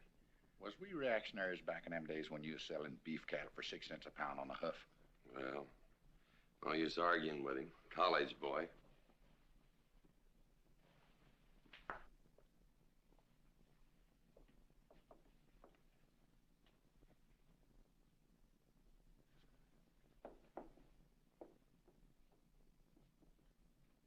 Devlin Warren, if you was my kind of man, you wouldn't let some dude walk off with the prettiest girl west of Denver without putting up some kind of fight. Does it show? Well, what can I do? I'm just one of her father's employees. I'm just a hired hand around here. Every so often, Dev, you spill the strangest ideas. Everybody works for somebody. Me, I work for everybody in these United States that steps into a butcher's shop for a T-bone steak. And you work for me. It's not much difference. Daddy, the most terrible thing just happened. Junior's horse ran away. The one he rented at the livery stable. Tied up a rented horse by the reins. He's probably back in the stall by now. I think we could get Junior something that he can ride. What I'd rather do, Daddy, is drive Junior home in our barouche. It's a lovely evening, and I'm sure Uncle Drago wouldn't mind driving. I would, and I got the kind of manners don't keep me from saying so, just to be polite. I'll drive him home, Mr. McLintock. And you don't have to come, Miss Becky. I'll see that he gets home safely. I can take care of myself. You got yourself a foot, didn't you? Dev, get the carriage. Drago? I'm going with them. Now you got me wrangling dudes.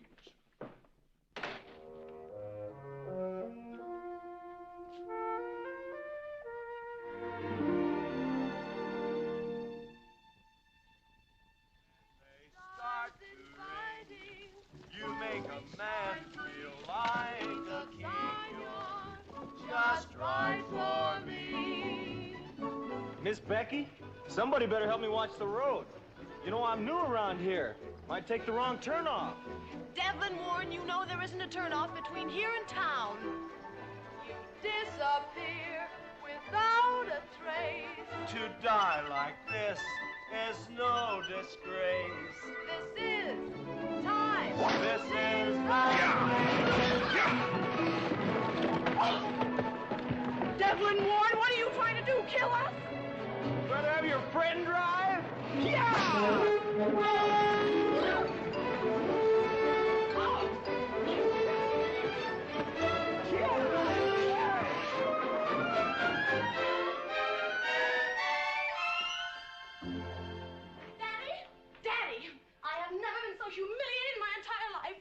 I said what I said, and I'll stand by it to the death. Shoot him, Daddy. Shoot him at once. Why? My honor is at stake. Well, now, Your Honor. Absolutely. He impugned my honor. Impugned? What does that mean?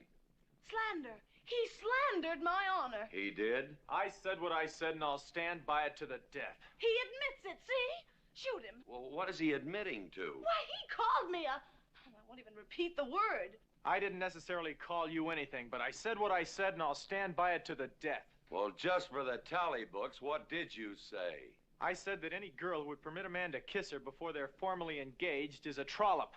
He said it again. Shoot him. Now, hold on. No, don't hold on. If you're my father, if you love me, you'll shoot him. Well, I'm your father, and I sure love you. So? Oh, you shot him. You really shot him. Hey! He dies. If he dies, he'll be the first man ever killed with a blank cartridge. We use this to start the races on the 4th. Hey! I'm on fire! Oh, you poor dear. Poor dear? You'd have had me shot in cold blood. But it didn't happen. Yelling I insulted you and all. What you need is a good spanking. Deb! Daddy! Leave me out of this. I think I'll give you what you deserve. You wouldn't dare! Oh, wouldn't I? Ah! You'll think next time before you have someone shot. And this kicking and yelling isn't gonna help you. Don't! Oh, Daddy! Wait a minute! Daddy! Oh, Daddy! Help me! Don't! Daddy, boy, I hate you! I hate you! Mommy! Mommy! Oh, G.W., was that a shot?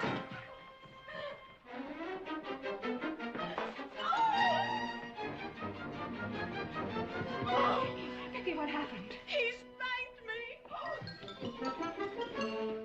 You spanked my daughter? Dev.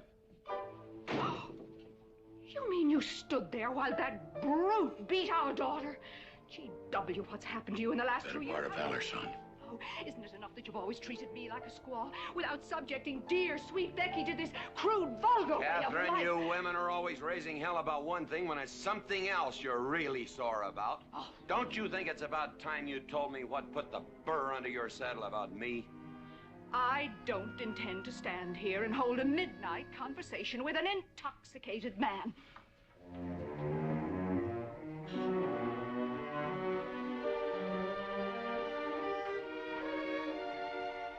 And I am not intoxicated. Yet.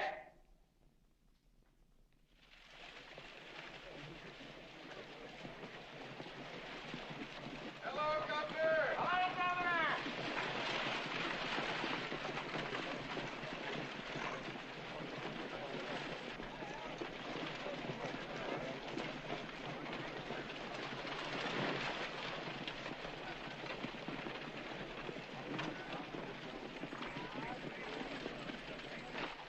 Chief, Puma?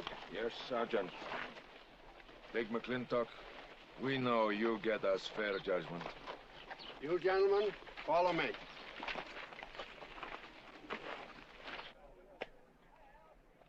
Well, Jake? GW?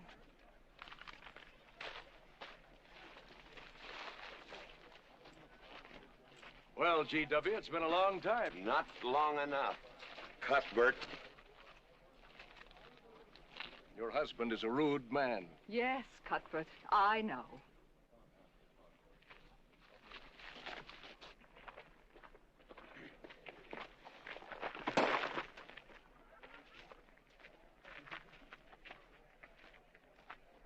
Where you want the Indians, Mr. McLintock? Mr. McLintock is not running this hearing.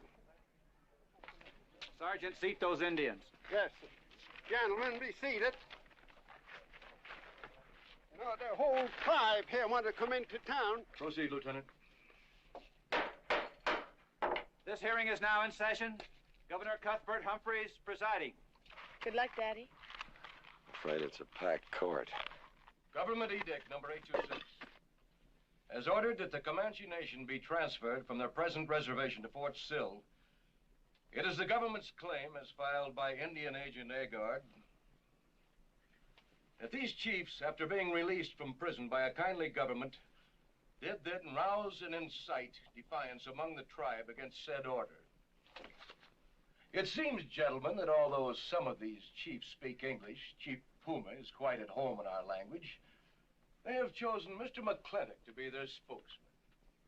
I speak for the Comanche. Or rather, I offer this translation. Proceed, Mr. McLintock.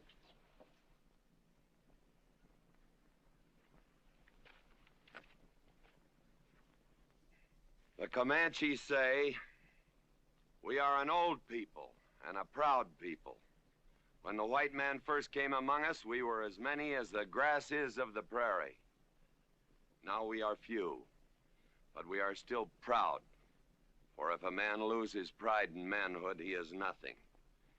You tell us now that if we will let you send us away to this place called Fort Sill, you will feed us and care for us. Let us tell you this. It is a Comanche law that no chief ever eats unless first he sees that the pots are full of meat in the lodges of the widows and orphans. It is the Comanche way of life. This that the white man calls charity is a fine thing for widows and orphans, but no warrior can accept it. For if he does, he is no longer a man, and when he is no longer a man, he is nothing, and better off dead. You say to the Comanche, you are widows and orphans. You are not men. And we, the Comanche, say we would rather be dead. It will not be a remembered fight when you kill us, because we are few now and have few weapons. But we will fight, and we will die Comanche. Thank you, Big McLintock. Am I to gather that Comanche defy the government of the United States? Yes, you may gather that the Comanche defy the United States government, or at least this commission. Gentlemen.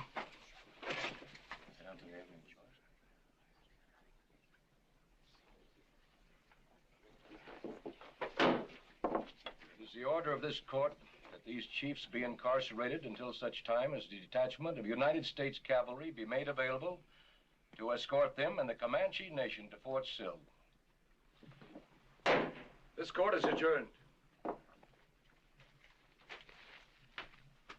Oh, McLintock! You are important chief amongst these white people. Sway them. Have them give us few guns to make the fight worthwhile. Let us have one last remembered fight for end of Comanche. I almost wish I could arrange that, Puma. Ahalani cha. Ahalani cha. Sergeant! Yes. Good God. Carry on. Gentlemen.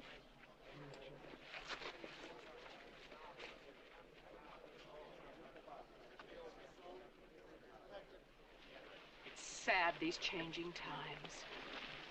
It isn't the times that are changing, Mama.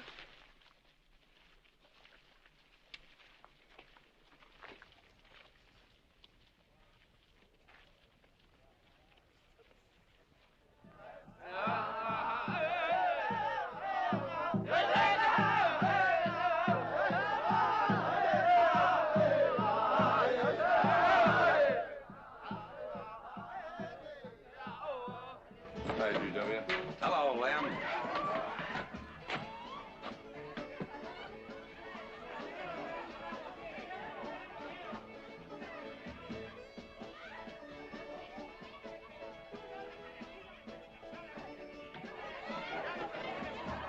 Bunny?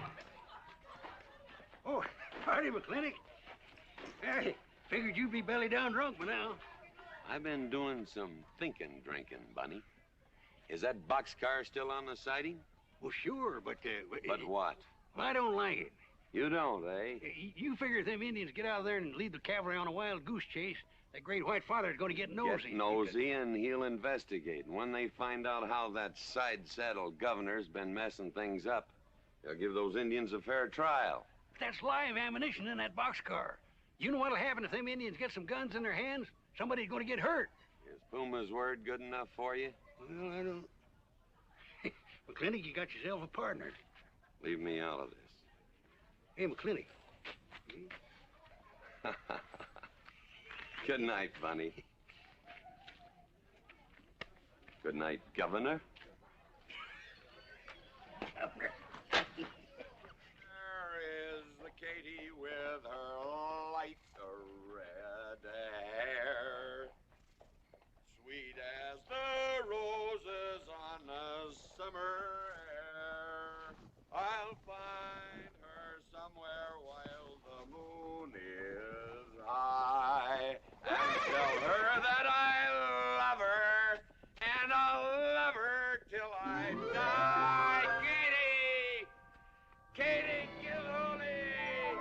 The master's home! Katie! Katie! Katherine Gilhooly McLintock! Where's the woman of the house? Mr. McLintock. Oh, there you are. Mrs. Warren. Oh, good evening. I waited up for you, Mr. McLintock. Oh, how nice. See, I want to talk to you about something. Delighted. 309 times straight. I beg your pardon? 309 times straight without a miss. Gotta be a record. I suppose so.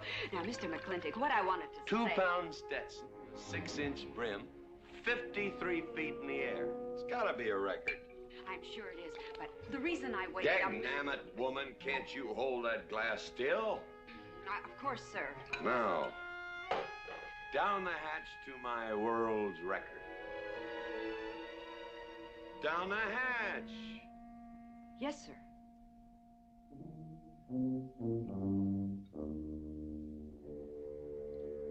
And now, to the governor of our territory. The governor of the territory, sir? Now, don't you stick up for him, Mrs. Warren. You're a fine woman, Mrs. Warren. But you'll certainly go down in my estimation if you stick up for Cuthbert H. Humphrey, governor of this territory. I don't mean to Down change... the hatch. Oh, yes, sir. Down the hatch. Cuthbert H. Humphrey, governor of our territory, is a cull. You know what a cull is, man? A cull is a specimen that is so worthless that you have to cut him out of the herd. Now, if all the people in the world were put in one herd, Cuthbert is the one I would throw my rope at. At whom I would throw my rope at. Natural-born cull.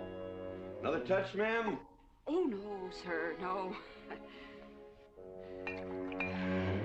Well, I don't mind if I do. Good. Can't walk on one leg. Oh, I didn't mean to be vulgar, ma'am. Can't walk one limb. It's all right. Sounds silly. Only a bird can walk on a limb.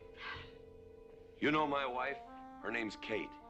She insists on being called Katherine. Do you know her? Of course, Mr. McLintock, and that's what I wanted to talk Well, to you. she thinks that Cuthbert H. Humphrey is panting for her like a bull buffalo at the first green up of spring. But what Cuthbert is panting for is my money. Don't make me feel like I'm drinking alone, ma'am.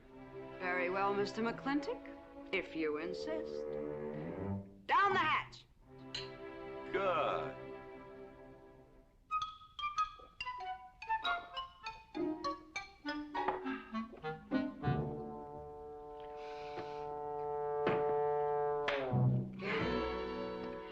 McLintock, I have something very important to say to you. Very important. Guess it'll have to wait till the morning. Toodle. Oh, it's all right. It's all right. Betty, bye-bye.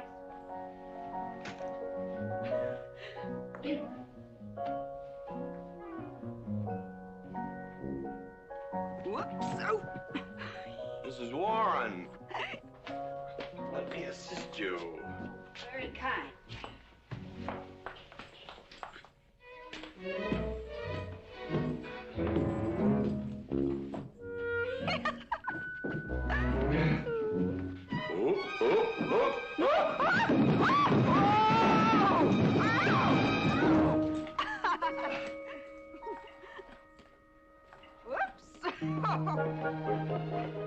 What's going on here? Now, Katherine, are you going to believe what you see or what I tell you? Mrs. McLintock, hope you won't misunderstand. It's the first 100 women sitting on his lap that I misunderstood. Number 101 is quite simple. Now, G.W. McLintock, I have something. He's gone to sleep. Just when I know exactly what I want to say to him, he goes to sleep.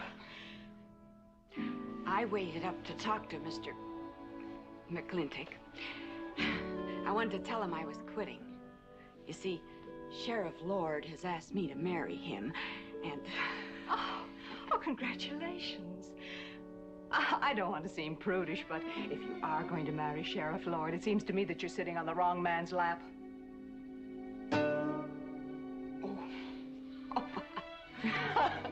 Come on, I'll help you upstairs and we'll have a long talk about men in general. Ladies, one moment.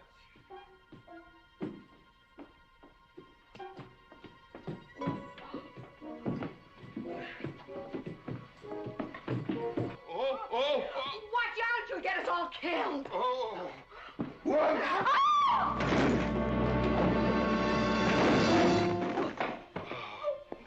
Wait a minute, ladies, till I catch my breath, and I'll get you up those stairs as sure as my name is George Washington McLintock.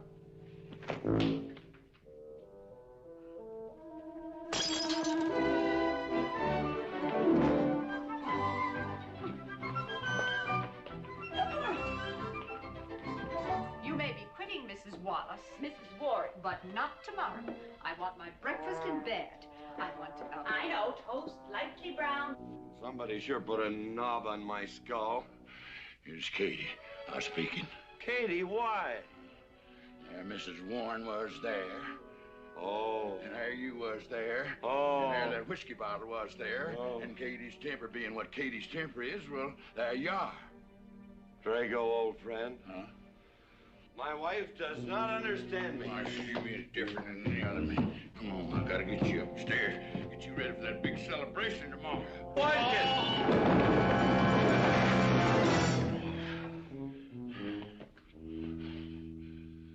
Drago, I am sleeping in the den.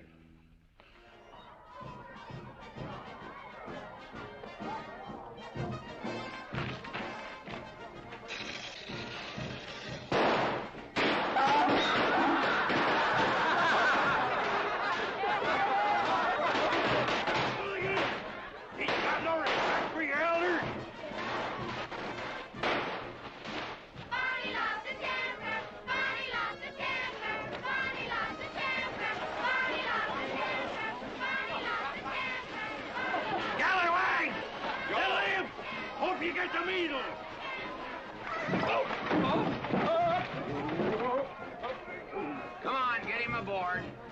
Is everybody ready? Man in number 5 needs a flank set. Get him one.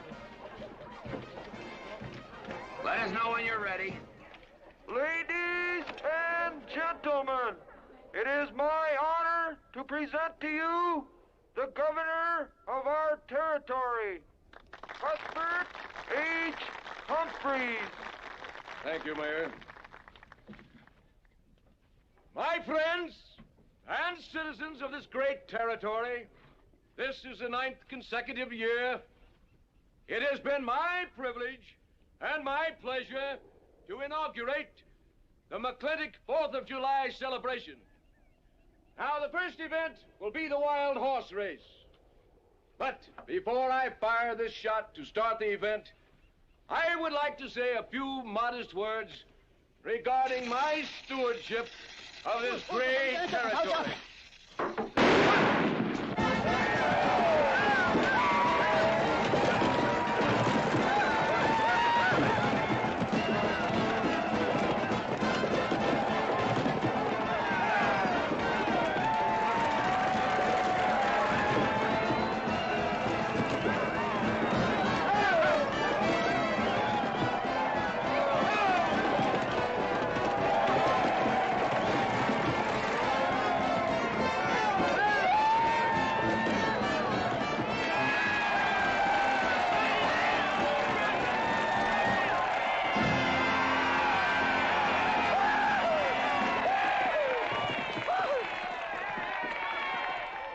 Professor Birnbaum. Gentlemen. Sheriff, here's your horse. Come on, get them all lined up. Come here, King. Now, boys, you all know the rules. It's twice around the inside, once around the outside. First cowboy that hits that finish line without busting that egg is the winner. And I caution you boys about some of them eggs, because some of them eggs are last year's holdovers. All right, mount up.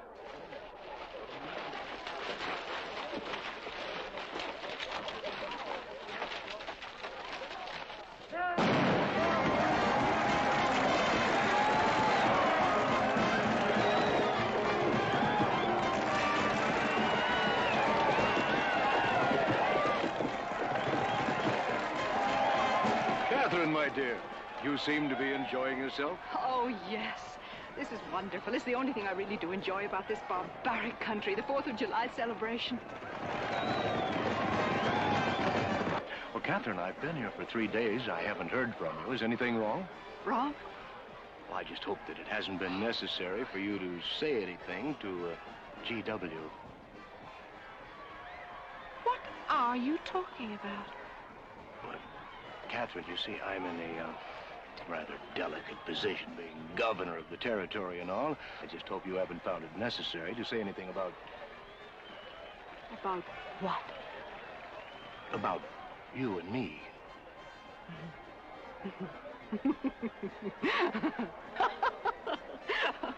Why, you pompous windbag. Do you think that you're the only man who's ever tried to play patty fingers with me, who's ever tried to lure me into the moonlight? Well, no, but Well, I'm a big girl and I can take care of myself. My husband knows it.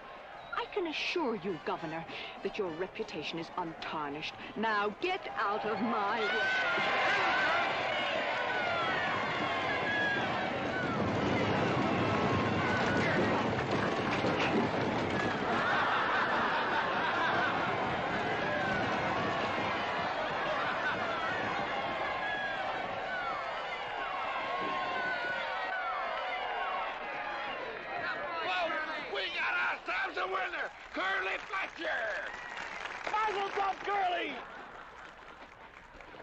Give me the egg.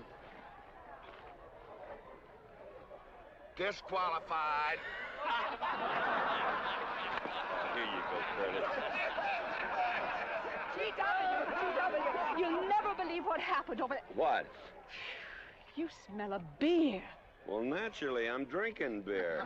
Ladies and gentlemen, the next event will be a contest between the two bronco-busting champions of our territory. Remember the year I rode in that event? Wore your garters to hold up my sleeves? We had a bet, and I won it. George Washington McLintock, you are a very crude man. Well, I guess so, but that was a rough horse, like to jarred my insides loose. But it was worth it. 3 beers.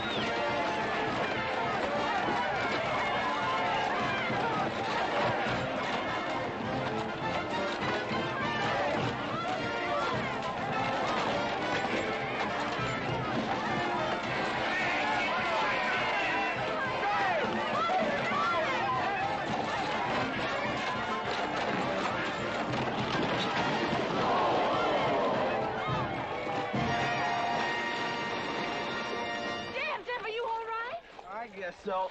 Nothing busted but my pride. Well, that ought to even things up, farmer. For what? Well, that sore nose you gave me the other day. Well, that ain't what's sore on him.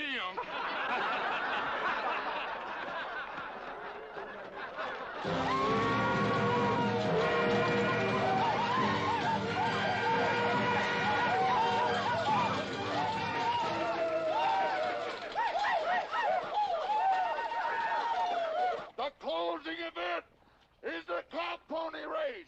The finish line is at the barbecue. So start meandering. Come on. Now, what is that, false courage? Why, you know a Douglas doesn't ever use a thing like that. I want you to get on that horse, get out in front, and stay out in front. I'll be out front, Dad. All the way. Good boy. Now remember, stay out in front. That Agamemnon's a good horse.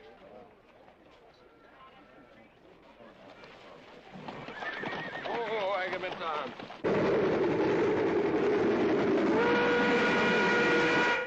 11:40 and she's on time. Oh, boy.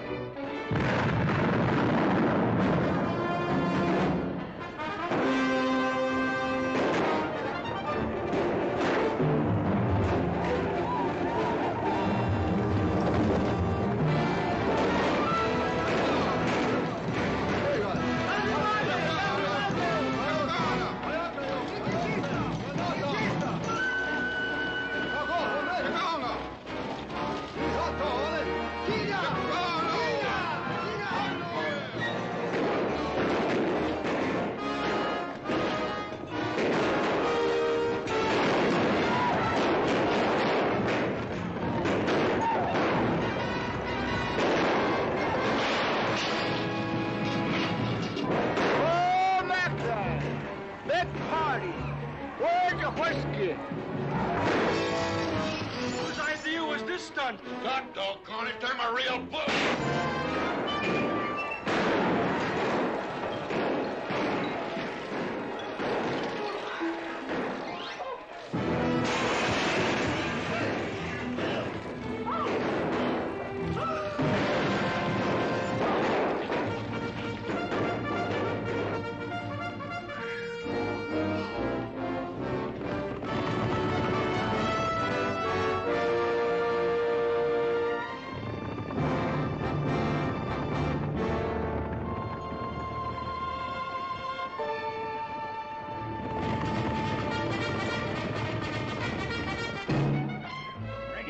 Excitement you'd want for one 4th of July, eh? Puma finally got his way, but I reckon he's riding out his last war party. He won't get very far. But one thing still has me puzzled. Where did they get the guns? I was wondering the same thing. My kidney's been bothering me. Bunny? GW. What an idiotic joke. Joke? Do you think that was a joke? Oh, shut up. You want everybody in town to see me. You look good in feathers. Oh. Dev, I think they've gone. Yeah. What are you going to do about it? What can I do? Nothing. Just like you've always done.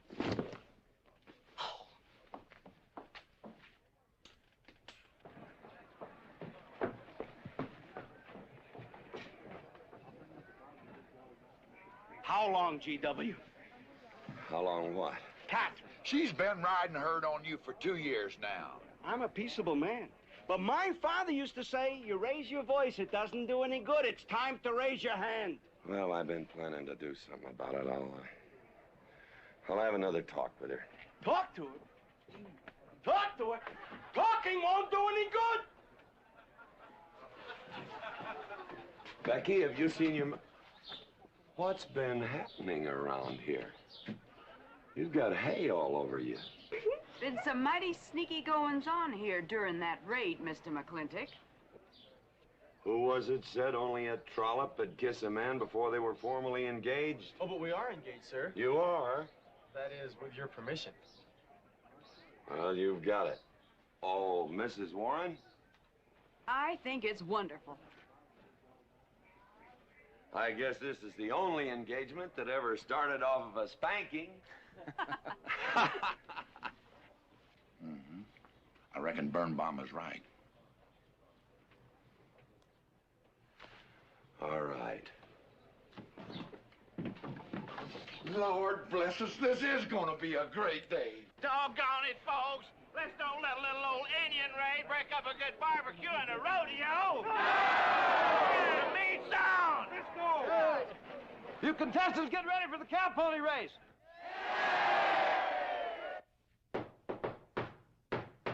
Who is it? It's me. Let me in. Not now. Are you insane? I want to talk to you. It'll have to wait. I've taken all I'm going to take from you. You are insane. You are going to tell me why you packed up, picked up, and walked out on me. 2 years ago, you remember, you came home from Denver with lipstick all over your...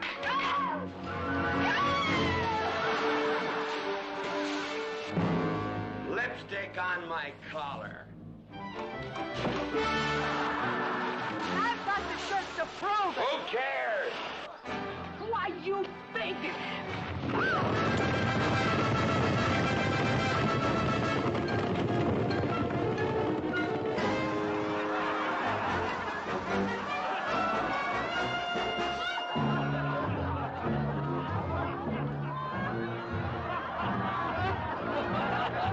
Katherine!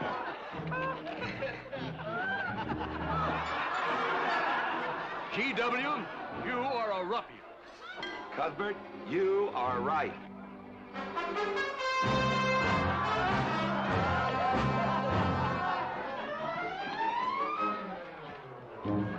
Well, what kind of a family is that? The best. And danger, son. Who won the race? Who cares, Ingrid? History's being made.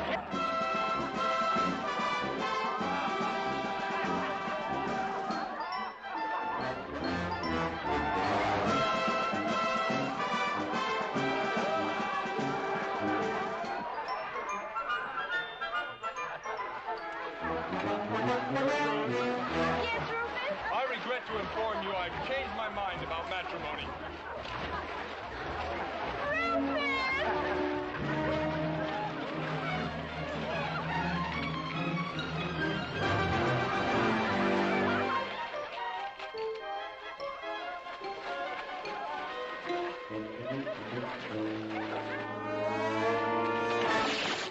Hey, Mrs. McLintock!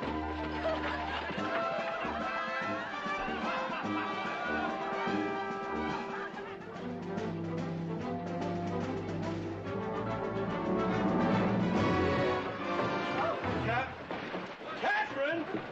Keep him out of here. Hands up. All right, everybody out.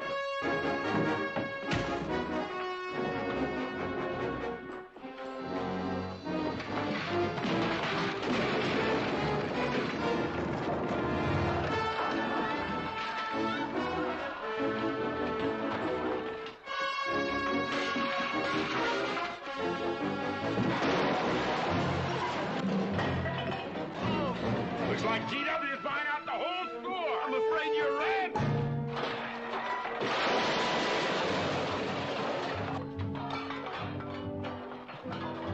Clowny family! Clowny family!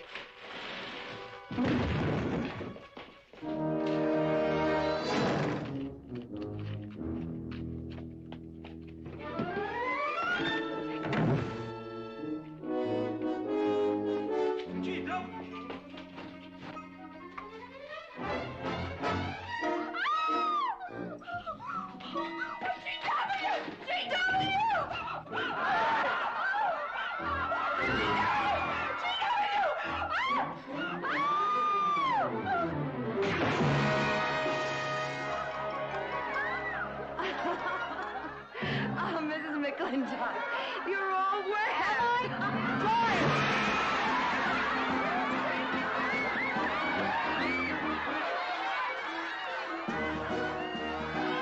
Wrong woman, G.W. Oh, pardon me.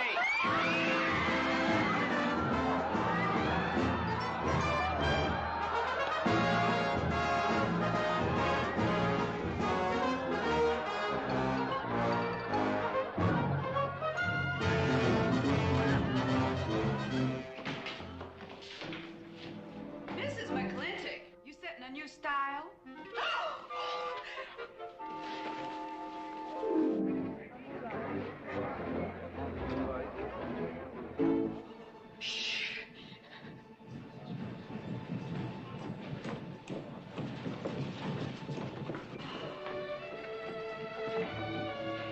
Mr. McLintock, in here!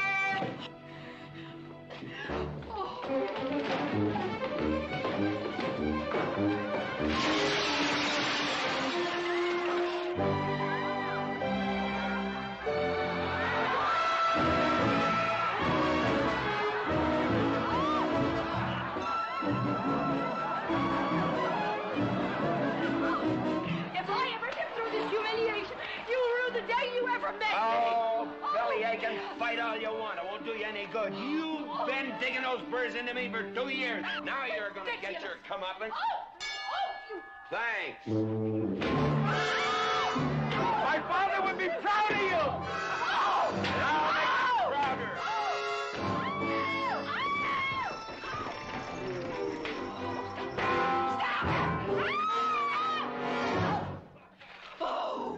Keep it. You may need it. Now get your divorce. Home. Don't spare the horse. Home, you heard me. Don't think you're going to get rid of me that easy. Yeah.